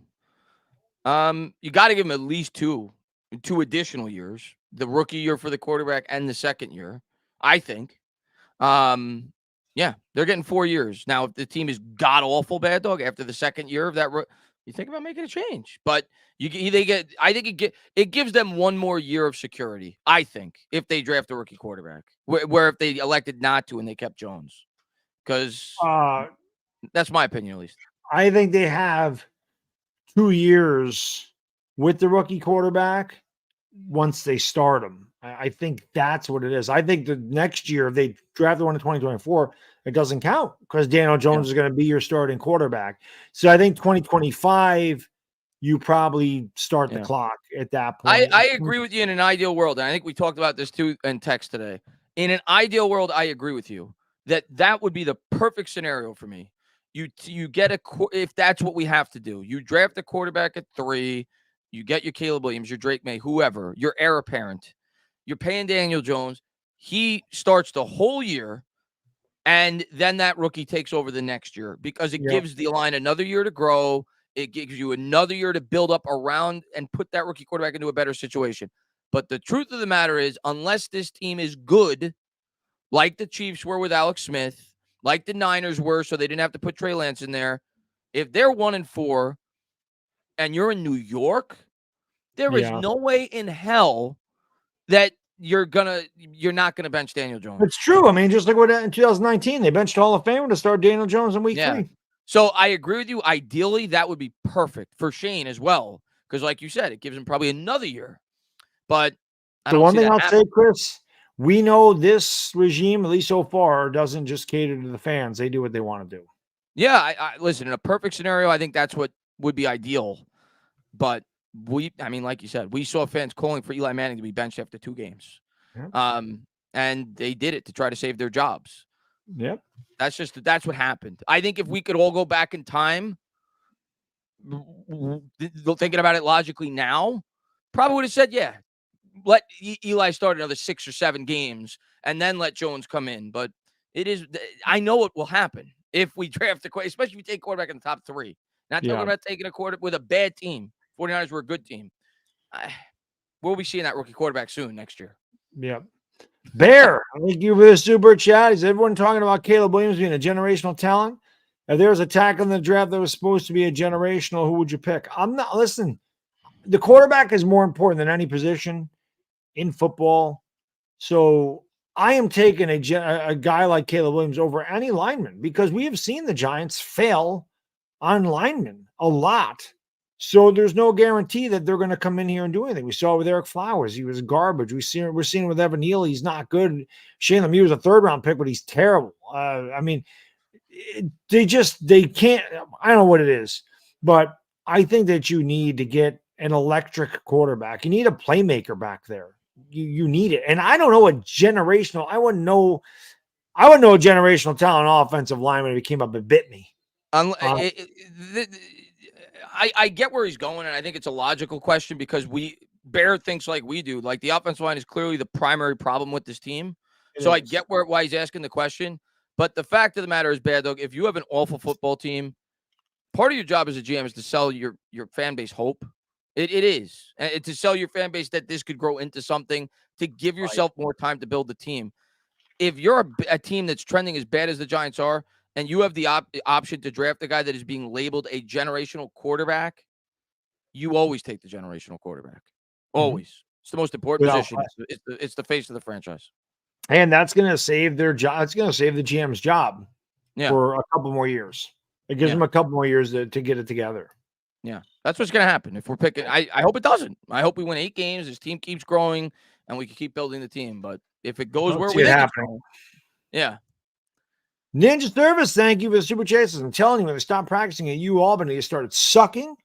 They got to come up here again. I've been saying that for 10 years. As soon as they left Albany, their ass. 2012 was their last year here. They've been terrible ever since. And I agree. They need to come back up here and practice up here so I can go. So I can take 3 weeks off in the summer and go, yep. See you in 3 weeks. Wake up, go to camp. Wake up, go to camp. Go to camp. Yeah. It's great. But yeah. Well, Coughlin took him up here just to get him out of the city. The thing is, Albany was terrible for those guys. And when the fact that it wasn't covered and they only did 1 a days, if it rained, they lost practice, and that's why they got rid of it. Supposedly Albany was going to build a dome, but they never did that. So the chances of them coming up here again, slim to none. But maybe if Albany does build a dome and they work something out, they can come up here for 2 weeks again, like Coughlin used to do there at the end. Yeah. James, thank you for the super chat. Appreciate you. He says, who do you think Joe wants a quarterback besides Williams? I don't even know that Joe wants Williams. He probably wants Jones. We don't even know. Yeah. I think, James, you want me to be honest? I think Shane wants Daniel Jones to be the quarterback next year. In an ideal world. Yeah. I don't think he wants to have to be forced into picking 2nd or 3rd because I think he realizes what we've been talking about throughout this stream, that this team is not equipped to support a quarterback, and then probably not going to be equipped to support a quarterback for another 2 years with how bad this line looks and how depleted the wide receiving core is. But if he's thrusted into that position, I don't think he's going to have a choice. In a perfect world, I don't think Shane wants to have to take a quarterback next year. I think it's why he signed Jones to the deal he did. He was hoping to at least get 2 years out of Jones to buy himself more time to continue to build this team. And either Jones evolves into what could be a quarterback to get you to the promised land, or he doesn't, and you have the situation to support the quarterback. But if he's thrusted in that situation, he's going to take a quarterback. He's going to have to. Toasty. Thank you for the super chat. Jeff Rutledge. Yes. Yeah, I That was the forgot Jeff answer. Rutledge. I Oh, wow. forgot Rutledge was on the. I want to say he was on the '91 Washington team. He was the backup for the Giants in 1986, and that's yep. I forgot all about Rutledge. I want to say, yeah, he wasn't the backup in '87 because Jay Schrader was the backup in '87, or Jay Schrader started and then Doug Williams, whatever it was. Those are the two quarterbacks. Rutledge was actually backup in '86 and third stringer after Hostetler kind of took over there. But actually, no, I don't even think Rutledge was there after Haas. I think Matt Cavanaugh was a third string quarterback.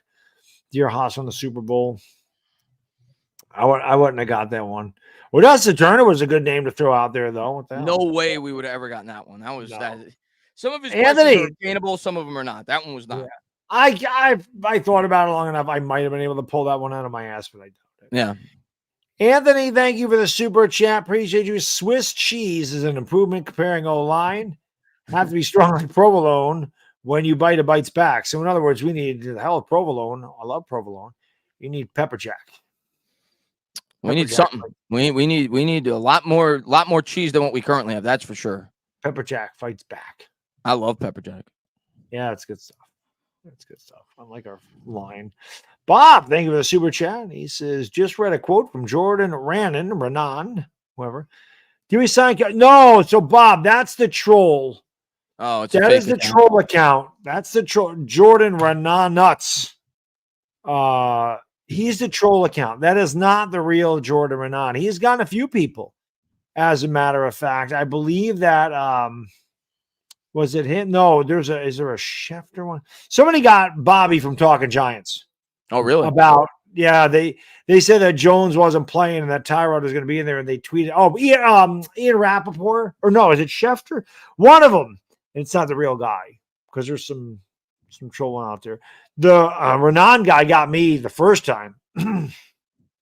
But yeah, that's not real. Matt Barkley was the guy they really were talking about, but no, it's not. It's not Carson Wentz. You got to be careful on Twitter. There's a lot of confoolery that goes on there.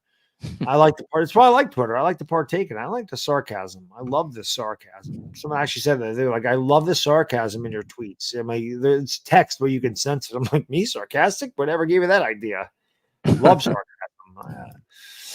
Will J, thank you for super chat. Broncos in worse shape than us future wise. Yeah, they probably are. There goes McKinnon. Yeah. Just because of Russ's contract, the length of the commitment. Yes. Yeah. The Chiefs, I mean, they're gonna win, but my God, not. I mean, their defense is playing incredible, apparently, but Chiefs' offense does not look great this year. I still think they'll get it together. They'll get it together, though. Andy Reid and Pat Mahomes, they're too good. Like they'll get it together before the end of the year. Yeah, well, like we said, I mean, we know all about throwing to Kadarius Toney, Richie James. Yeah, not the most favorable guys. He's not throwing to Tyreek Hill anymore. Yeah.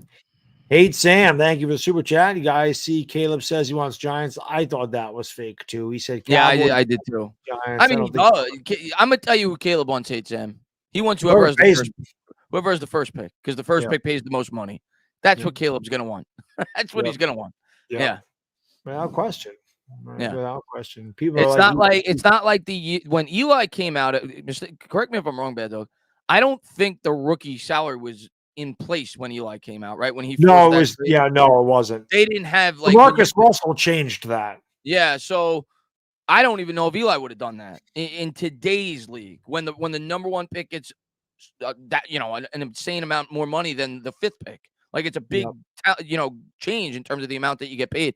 So and I know he was drafted first, so he still would have gotten paid it. But Caleb Williams is going to go first. He's gonna say I want to play for whoever has the first pick. That's just the way it's going to work. Yeah. No question. Yeah. Yardley, thank you for the super chat. He says, to all the people in the chat, owe me an apology. I told you Giants didn't do nothing this offseason, and we need to get rid of DJ. Sorry. Didn't do nothing as a double negative, which would mean they did do something. But, okay, you were right. Sorry. I don't. Yeah.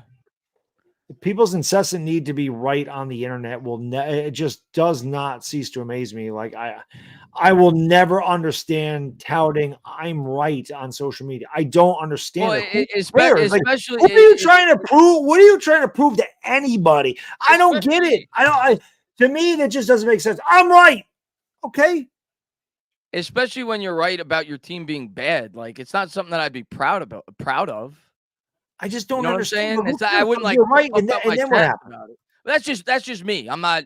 Everybody's entitled to do what they want. But like for me, when I have an opinion, like when we flipped out about Daniel Jones, I want to look like the biggest moron on the face of the earth. I don't want to brag about it. I just don't. I just don't understand. I don't understand like that need to be right.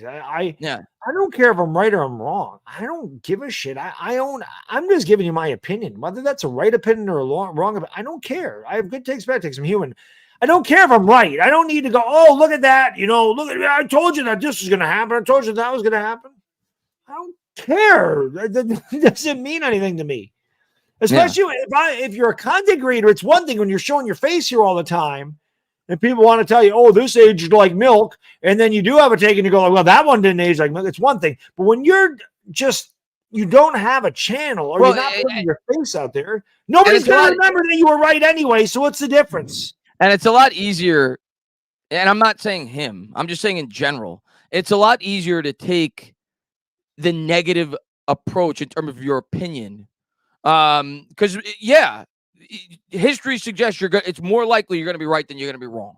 When you always take the negative opinion and things aren't going to work out, of course, if you're like, because the Giants have been as bad as it gets for the last 8 or 9 years, so I'm not surprised that people that thought that this team was going to suck. Let me ask you this: if the Giants were 4-1 right now, and Daniel Jones had 10 touchdowns and 2 interceptions, do you think Yardley would come on here and go, here's $5. I want to say I apologize to everybody in the chat for being wrong. Do you think that would have happened? I'm going to say no. Yeah. I don't know him, but I'm going to say that probably doesn't happen. People probably do not come on here and go, oh, I just want to come on here and apologize to everybody and say I was wrong. I don't know. Yeah, it is what it is. Everybody's entitled to their opinion. Everybody's entitled to brag about what they want to brag about. Of course they are. I just don't. But for me, it's not just him. No, it's not. I don't even. It's nothing to do with Yardley. But like last year, I was so happy to be wrong. So was I. Like, and I definitely wouldn't have shoved it in people's faces if I was right. I thought we were going to win like 6 games last year, and that was only because we were playing the softest schedule known to man. I thought we were one of the worst teams in the NFL.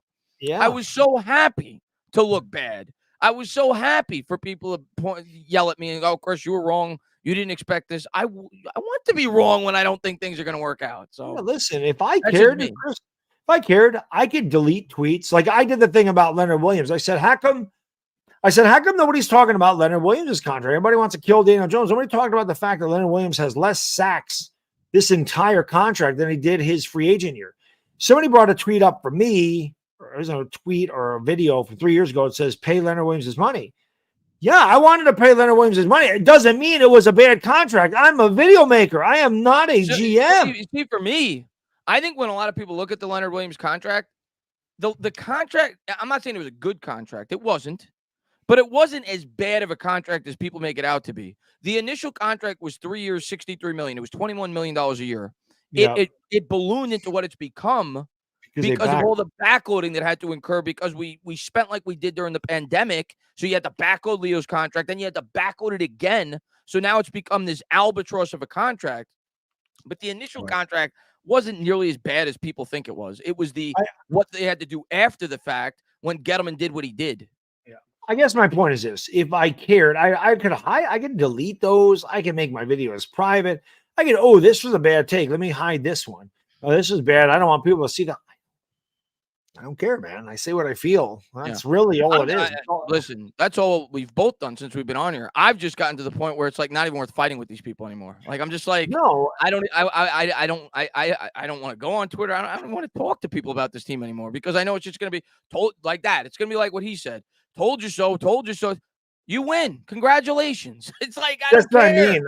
I just that's my point, though. I don't. I don't know what they want. Okay, you were right. So what happens now? Yeah. You know what I mean? Like, what do you get? Yeah. Oh, they said I was right. Okay, 5 minutes later, does anybody, they remember now because we're kind of harping on the subject, but I'm saying that not just I'm only using him as an example because he put that there, but people do this all the time. It's not just him. And I just don't, oh, Baddog, I told you. Okay. Now what? Yeah. You know what I mean? Now what? Yeah. And there's a few guys. That's the first time I've ever seen Yardley even say anything like that. There's a few guys in this chat that are always like, oh, I knew that was going to happen. I knew that. Like, they're never wrong. They always knew. They always knew that Daniel Jones was bad, or they always knew that this. And then if they're wrong and they know it, then they got to make an excuse. Well, this is why that happened. Like, they can't. That's called narcissism. I'm not saying Yardley's a narcissist. I'm saying the people that will not admit they're wrong, but will always shove it in your face when they're right. That is a narcissistic, that is a personality disorder. That's what that is. That is what that is. And trust me, I got a few personality disorders, so I understand it very well. Narcissism is not one of them. I have a few. That is not one of them. Will, thank you. Psychotic. You might be a little psychotic. If anybody ever saw the way I eat, yes, that is psychotic. That is psychotic. There's a little bit of sociopathy with the way my personality is. I mean, I'm not going to go on there and kill people or anything. I'm not that bad. Yeah, you're not Ted Bundy level, but correct. You're a little psychotic. There are some traits about Ted Bundy that I'm like, sounds like me a little bit. And that's probably why I was so intrigued by him, because I'm like, well, I kind of have that personality. I kind of do this, but why the hell would he kill people? I could never do that. Yeah. I hurt for my fellow man. I'm empathetic towards my fellow man.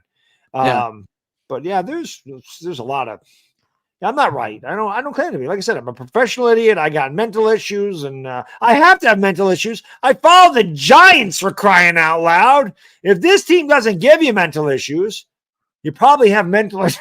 The truth of the matter is we love this team a lot more than we should. That's the reality of the situation. Not just you and me, everybody in this chat. Like, when this team plays as bad as they do, we should not get as bent out of shape as we do. I fully admit that's a disorder that I have. I love this team way too much. That's the same thing. That makes me crazy, I guess. I should not feel the need to not communicate with people about this. I can't communicate when the team's as bad as they are. At least when it comes to sports, I don't want to talk about it. I don't want to think about it. Yeah. That's something wrong, because I love the team too much. Yeah, that's like me. Like, why do I get so freaking mad? It's a football game. What the hell am I getting so damn pissed off for? Yeah. You know? I mean, I'm lucky in life. I have a lot of really good things in my life. What the hell do I let the Giants? Why do I get so mad at the Giants? Yeah. I don't get. You have to be psychotic to be a fan. I really do. I think it's people that aren't fans of a team don't understand what it means. Like, listen, there's people, they paint their faces, they get tattoos, and some people probably look at them and go, what the hell are you doing? Like, what are you doing? Like, why would you do that to yourself? They don't understand the passion people have for these teams. Yeah. It is hard to explain. I've been a fan of the Giants for 40 years, the Yankees, all these teams, the Knicks or whatever. The Rangers, not so much. I mean, I casually follow the Rangers and definitely watch them and root for them when they're in the playoffs, because I'm not a gigantic hockey fan. But it's hard for me to explain even why I have such an emotional attack. Part of it's my family. It's nostalgia stuff. It's going to the games. It's understanding. It's playing it. But I don't know. Again, maybe it's because I saw them win championships, and I know how special it was going up, going through high school, and maybe it's just being able to talk shit and brag about, yeah, that's right, this team right here, baby. This team just beat your 49ers, you bandwagon son of a bitch. Now what are you going to do? That type of thing. Maybe that's what it is. I can't explain it. Yeah. I think it's I think it's just instilled in you from, when you're a kid, and you just something. It's hard to explain, but it is what it is. Like I said, I'm a professional. Oh, Baddog, you're stupid. Yeah, no kidding. I'm a professional idiot. I don't argue. Will, thank you for super chat. He says, what level of the rebuild are we at? Beginning. Will, again, year's not over, but where I think the majority of this chat and the majority of Giants fans at least envision, I know Amazing Guy, I've read him throughout the chat, doesn't think it's going to go there. Most Giant fans do. And where most of us think this is going, if it goes there, Will, you're at the beginning. What do you really have? We talked about all the veterans that the Giants are probably going to let go at the end of the year. Leonard Williams, Adoree Jackson, McKinney, potentially Barkley, Shep, McKinney, Slayton. potential that you're drafting a quarterback. You have no offensive line outside of Andrew Thomas. You have some potential pieces on defense with Dexter Lawrence and Kayvon Thibodeau. If Aziz could ever stay healthy, Deontay Banks. You have some pieces that you think could grow and build, but you're at the beginning. Now, the good news, Will, in the NFL, if you build right, it doesn't take 5 years. That's the good news. But the bad news, Will, is we've been trying to build the most important unit on a football team for 12 years, and we haven't been able to do it. Mm-hmm. So we have to hope that Shane can finally do it. But if he can, it can be built fast. It's a sport. Out of the 4 major sports, I honestly believe, outside of maybe baseball, if you're a high market team, which I'm not used to as a Mets fan until recently, Right. it's the one sport where it's the quickest turnaround. Basketball, maybe if you get the lottery and you get 2 superstars to decide to play for your team. But realistically speaking, in terms of the way that you build, football is the quickest because there's a lot of turnover. If you could build an offense, you got the Lions. The Lions finally were able to build that line, and they're where we need the Giants to be. So that's the good news. It could turn quick, but it hasn't turned quick for a long time. But I think we're at the beginning. We're at the beginning. Yeah. So steady, this happened with Judge. Steady improvement, a big improvement last year, and then regress. I guess the common denominator there is you have Daniel Jones, and he's not the quarterback for the New York Giants. Like, he can't do it here. What's his skill set and the talent around him does not work. It's not cohesive. It is not built for success. Part of that's on Daniel Jones. Part of it's on the crap around him. Like I said, he doesn't process quick enough. There are plays there to be had, but because he's getting knocked around, he hesitates. Once you hesitate in the NFL, you're done. So if he goes to a team that's got better players and a better line, I think that he can still be a very good quarterback. I don't think he'd be a very good quarterback here.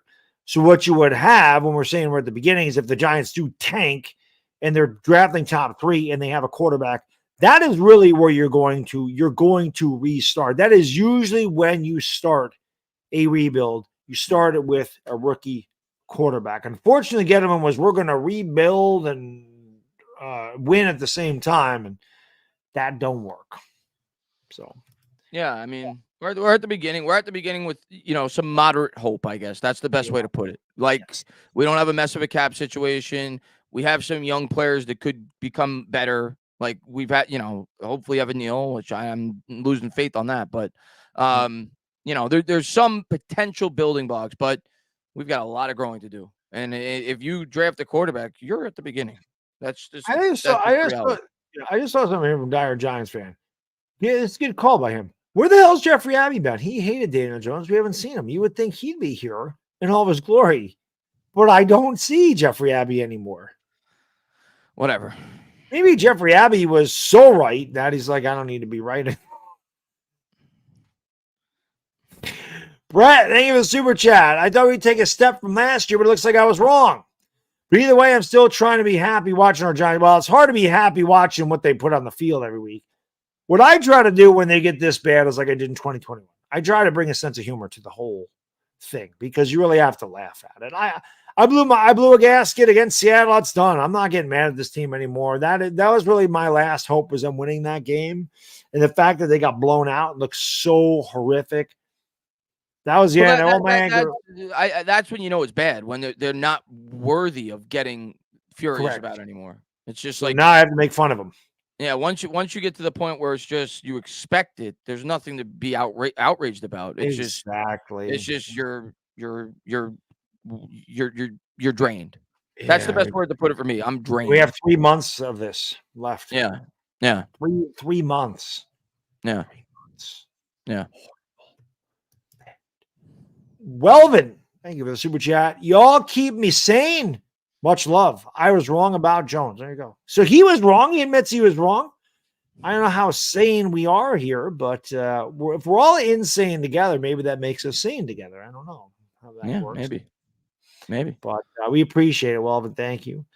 TikTok crazy. Thank you for the $2. Boom shakalaka. Appreciate it.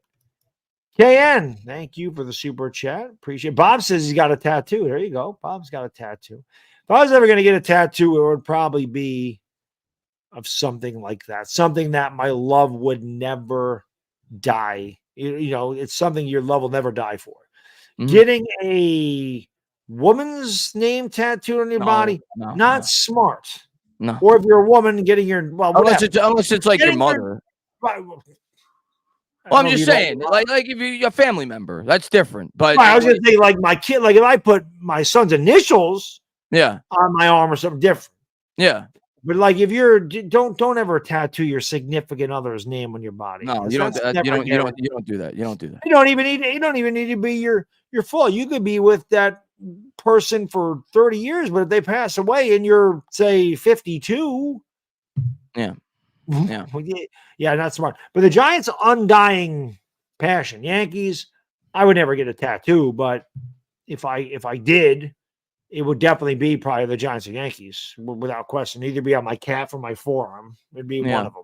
Yeah, if I was same thing. If I ever have kids, it would maybe that, or it would be one of my sports teams. That's probably it. But KN, thank you, my friend. He says Shane is a clown and is sabotage. Why would Shane sabotage? I don't think he sabotaged, but go ahead, keep reading. Didn't trade for a number one receiver last year, but who are you going to trade? Chase Claypool was horrible. And then paid Jones. Makes zero sense. Let's break this down sentence by sentence. Like you said, not only was there not a worthy receiver worth trading for at the trade deadline last year, unless maybe you want to say Judy, but if you saw the price tag, first off, what is Judy doing in Denver? But if you saw the price tag that Chase Claypool got, Judy was going to be more than that. And I don't think many Giants fans would have been happy with that. And then in the offseason, the free agency wide receiver class was awful. The highest paid wide receiver was Odell Beckham. How did that work out? So for me, Shane didn't force something that wasn't there. That as bad as the wide receiver core may look right now to a lot of people, it would look worse if you pulled a move like a Kenny Golladay. So he didn't force something that wasn't there, right, Baddog? I mean, there wasn't a great wide receiver to be had. What are you going to do? Is Jerry Jeudy a number one wide receiver? Would Jerry Jeudy have made a difference on this team? You wouldn't have had John Michael Schmitz. Yeah. So you would have given up a center for a wide receiver, and we know how bad the offensive line is already. Now, you look at all the receivers that are going out this year, and you look at the $56 million cap space, and you look at a guy like T. Higgins, who's a free agent. So perhaps the Giants are drafting top three, and you draft Caleb Williams, and you say, you know what? Let's go out there and pay T. Higgins some money. Yeah, I could see that. It's possible. I mean, that to me, that's a better option than trading a second-round pick for a guy like Jerry Jeudy, because then what are you going to do with Jeudy when his contract is up in a year? Are you going to re-sign him, or are you going to let him walk? And you've given up a pick where T. Higgins, you're giving up a compensatory pick or whatever the hell, not much, but you're getting an absolute stud at that point. You get to select who you want instead of just a couple of guys in the trade block. Yeah. But I would love T. Higgins to be a Giant. Yeah, and I saw him, and we're gonna get to the rest of this, but I saw then why pay Jones? Like, what's the point? What was the better alternative? That's what I always go back to, because that's what you have to ask yourself when you ask that question. What was the better alternative? I don't think there was one. That's why I agreed with paying Jones. I agreed with paying Jones under a similar contract to which they did, which gave you the ability to pivot if things went completely south. What was the alternative? What was the better alternative? I asked that on Twitter, and people were like, you could have got Baker Mayfield, you could have got Marcus Mariota. And I understand, like I said, hindsight's 2020, but when you come off a playoff win, we talked about it last year that Daniel Jones is going to get a contract, because what are you saying to your players at that point? You're not doing it. I challenge anybody. I say this every time anybody brings up Baker Mayfield. I challenge anybody to tell me a time in the history of the NFL, unless it was for an incredible veteran like a Matt Stafford or a an established upper echelon quarterback like an Aaron Rodgers, like the Jets. I challenge anybody to find me a situation where it was not off of injury, where a team that won a playoff game replaced their quarterback, a young quarterback. We're not talking about a 33-year-old quarterback, a 25-year-old quarterback. Tell me one time in the history of football where a team replaced him the following year after they won a playoff game. Tell me one time. Trent Dilfer? That happened? He wasn't young. Oh, I didn't hear you say Yeah, young. and who did and obviously the draft is whatever. I'm saying non-draft related. For people to bring up the Baker Mayfields, tell me one time that's ever happened. What I Ever. can tell you is Baker Mayfield would be dead You'd be dead. behind because Baker Mayfield's had injury issues, and Baker Mayfield can't run. Yeah. He can get a little bit, but he's not athletic. I love Baker in his moxie, and he's a gamer, and he's tough as shit, and I love his attitude. Like, that's a gamer. Like, Baker may be a lot of things, but one thing he is not is a guy that's going to quit. He's going to give you 110% every play, and he's going to let you. That's what I love about him. That's what I loved about him in Oklahoma. But if you bring in a Baker Mayfield to the Giants, we're in the same spot. We're no better.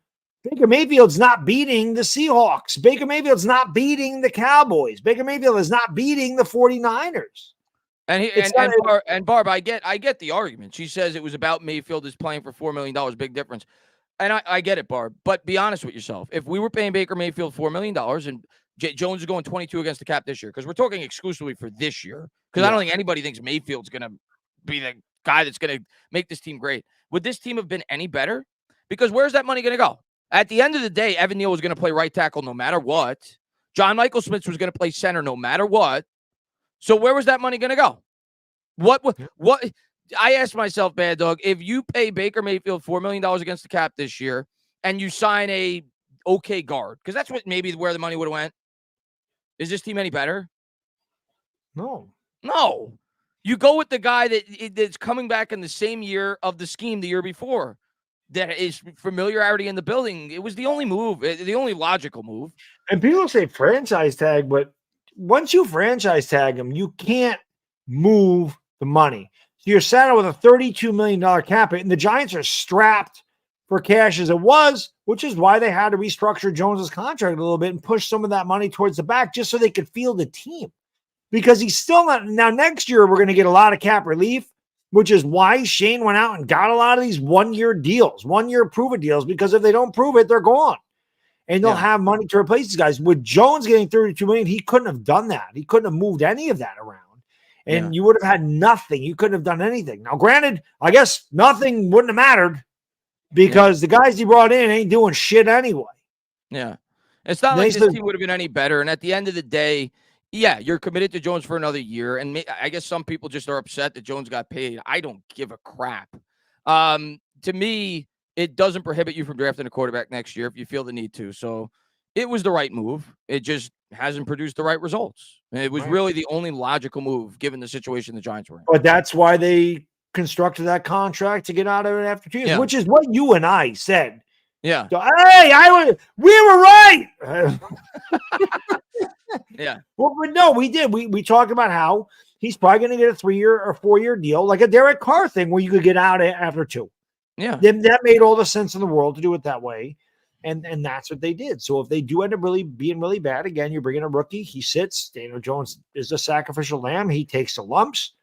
Maybe the rookie comes in and plays the last month of the season, and Shane and Dable will start on the clock in 2025. And honestly, I think they played this very well, the way that they did this. And KN says, and I get where you're going. He says, we draft a quarterback and bam, Shane gets 3 more years. As a fan, KN, shouldn't you want Shane to get 3 more years? That's the way I look at it. Like, I don't want them to have to replace the GM. I want him to get a legitimate period of time to build his roster. Shouldn't you want Shane to get 3 more years? Like, I don't know. That's me. I don't want to have to get another GM next year or the year after that. So to me, that's a good thing. I want Shane to have 3 more years to build this team. Yeah. Shouldn't you want that? I mean, maybe I'm crazy. I don't know. But why? I don't understand. The guy's been here. So let me understand this. So the guy's been here for not even a year and a half. Last year, the Giants win a playoff game. Remember this. I know it seems like forever ago. His first year as GM, this team wins a playoff game for the first time since they won the Super Bowl in 2011 or, early 2012, the 2011 Giants. And now they got off to a bad start because the offensive line is horrific. The defense can't tackle anybody. You lost 2 of your 3 best players, and now you've lost all 3 of your best players on offense. You lost your quarterback, your running back, and your left tackle. And there's a million other injuries this week on top of it. You've played one of the toughest schedules to begin the season. And yeah, they've looked like shit and they're the worst team in the NFL. I'm not going to sit here and deny that. They look terrible. But how are you going to fire him for that? How are you going to fire him for 5 games that were, how are you going to fire him after 5 games? I guess that's my point. How are you going to fire him after 5 games? We haven't even had a chance to see if John Michael Schmitz or Jalen Hyatt. Deontay Banks seems like a pretty good pick. He's pretty damn good corner. He's way better than Emmanuel Forbes is. Yeah. I just don't know how you can go and fire the guy. Oh, we won a playoff game, up or 1-4. We suck. Get rid of him.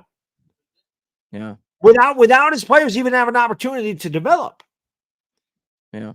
I don't know. I mean, listen, Ken, everybody's entitled to their opinion. I just don't think he's playing anybody. I think Shane realized, I mean, he's kind of said that without saying it since he's taken the job. I think he realizes this is not a quick fix. Even last year, he kind of hinted at that, and he had a lot of stopgap moves this year. But I think he realizes it's not a quick fix. I don't think he's playing us. I think he's making the moves that he thinks gives him the necessary time to fix this team. And he knows, yes, it's about giving yourself as much time as you possibly can. And the moves that he's made have done that. But I don't think that's playing. I think that's what a smart GM does. It's going to take 4 years to fix this team from the time he took the job. So I don't think he's playing us. I think he's being responsible with the moves that he's making. That's just my opinion. And yeah, Dable's going to take heat this year. I saw you mentioned Dable too in the chat. Like, he's the coach. He's going to take heat, but I don't think any reasonable, rational Giants fan wants to fire Brian Dable. And I think Dable and Shane are a package deal. I think they're going to come in together and they're going to leave together if they end up leaving. That's right. You don't want to do what we did with Reese and Coughlin and bring in McAdoo with Reese there. And then you did it again with Shermer and Judge, Dave Gettleman there. Yeah. If the coach goes, the GM should go because the GM should be able to pick his damn coach. You not be saddled with the coach and vice versa. Well, no, I guess not vice versa, but if the GM's gone, the coach is gone because the GM has a lot to do with the coach being hired. So you start over. I mean, that's what you do. You shouldn't leave guys around. We won because of Dable. The team was excited to get off Judge. Tank and Williams will trade. I mean, they may tank. They might not have to try to tank. But yeah, they're shitty. Caleb Williams is coming here. And Ken, the other point, Neal and Tibbs are absolutely on Shane. That's obvious. Those are his picks. They're top 10 picks. Daniel Jones is on him too, the extension of Daniel Jones. But I always challenge people. What was the alternative? Realistic alternative, not the Madden alternative. What was the realistic alternative? I don't think there was one. So I don't know. Like I think most people would have done the same thing Shane did if they were in that situation. So, but the Thibodeau and Neal, if those don't pan out, that's gonna be a big red X on Joe Shane's resume. Absolutely. Yeah. Oh, without question. They don't pan out if you miss on 2 top 7 picks. The jury's going to be out on you without question. Without question. But listen, guys, we've run over a little bit and don't worry about it. We'll be here next week talking about how much they got blown out by the damn Buffalo Bills.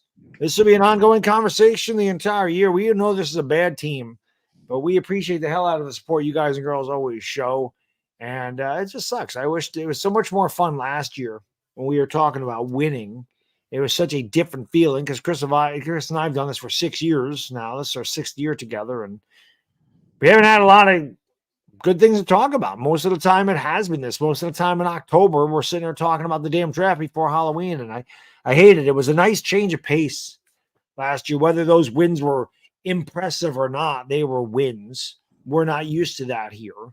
And, here we go again. Another year where we probably won't spend a day over 500, and it sucks. And another year where we're middle of October talking about getting a quarterback and talking about firing the coach and the GM and all of that. I mean, it's just Giants football talk. It sucks. The organization puts us in this situation because they haven't figured out how to build a consistently good winning team for more than a decade now. And hopefully it gets better. I don't know what else to say. I don't think it's getting better this year, but hopefully the future gets better.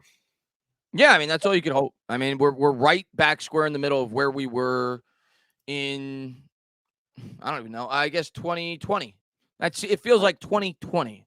And then 2021. Well, 2021, I guess we're right back at 2021 right now. 2021. That's what I said. This is not like quite 2021 because I don't see a GM change and coach change, so it's not a complete overhaul. But we're back in. Well, we got to build this thing up again. That's where we are, and it's unfortunate that that's the reality of the situation. And all you can do as fans is hope it gets better. But for me, I'm never going to tell anybody that they could have their opinion. I'm going to talk about mine. I'm going to defend my opinion. I think it would be silly to even think about moving on from either Shane or Dable at this point. I think you got to give these guys at least 2 more years after this year. And if things are not trending in the right direction, then maybe you think about doing it all over again. But it is what it is. You got to, as a fan, you do whatever you want. But for me, I'm going to stay in the fight and hope it gets better. That's all you could do. This year's bad. And I don't think it's going to get much better. It's bad. It ain't going to get better Sunday night. Your 3 most important players on offense are out. And the guys that you were banking on that were going to grow, most of them have not. So, that's why we are where we are. It's just it is what it is. Yeah, it's unfortunate. Dire Giants fan, thank you for super chat. Says you guys are a bright light for me, at least, being a Giants fan. We appreciate that. We appreciate that. Listen, misery loves company. That's the way it goes. Part of the reason I think I enjoy Twitter so much right now is just because there's a bunch of miserable Giants fans, and I fit right in. I say it all the time. We're never going to agree on everything. Wouldn't want you to agree with me on everything. But one thing we can agree on is we all want the Giants to be good.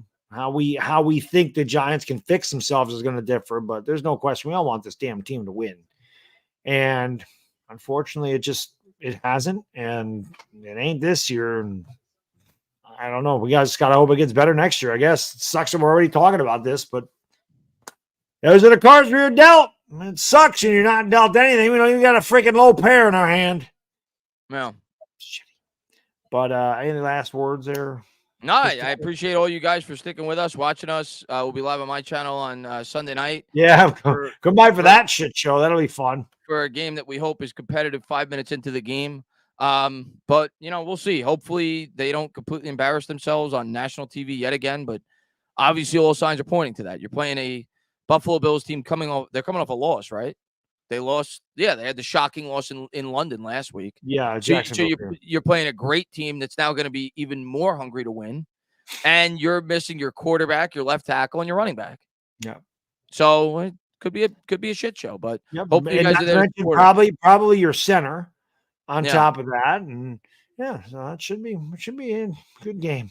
Buffalo. Barrett, thank you for the super chat. Appreciate you. Says, good luck to you, Baddog. Believe me, Commander fans get it. Keep grinding, my brother. Yes, I know Commander fans get it. And listen, we're gonna have a battle of the basement in the NFC East in a couple weeks. And I'm waiting for the day when we're battling for the division. I'm not talking about 6-10 and 7-9. I'm talking about the way it was when I was growing up, where one of us is winning 13 games and the other one's winning 11 or 12. I'm so sick of the Eagles and Cowboys being at the top of this division. I want Commanders and Giants like it was when I was a kid. That's what I want. Yeah. But and Stanley, man, I love you. I hope you're right. I've seen the chat all night with spreading positivity. I hope you're right, man. If they ever beat Buffalo, that would be great. But I can't tell lies. I'm not saying you're lying. You must legitimately feel that way. I can't tell lies. I can't come on here and say that I think we have a snowball chance in hell this week because I don't think we do. But that's why they play the games. You never know. You never know. But we're getting out of here, guys, girls. Thank you so much for watching. Really do appreciate it. Enjoy the rest of your Thursday and enjoy your weekend. And hopefully we see you on Sunday. Talk Sports, Bad Dizzle. We out.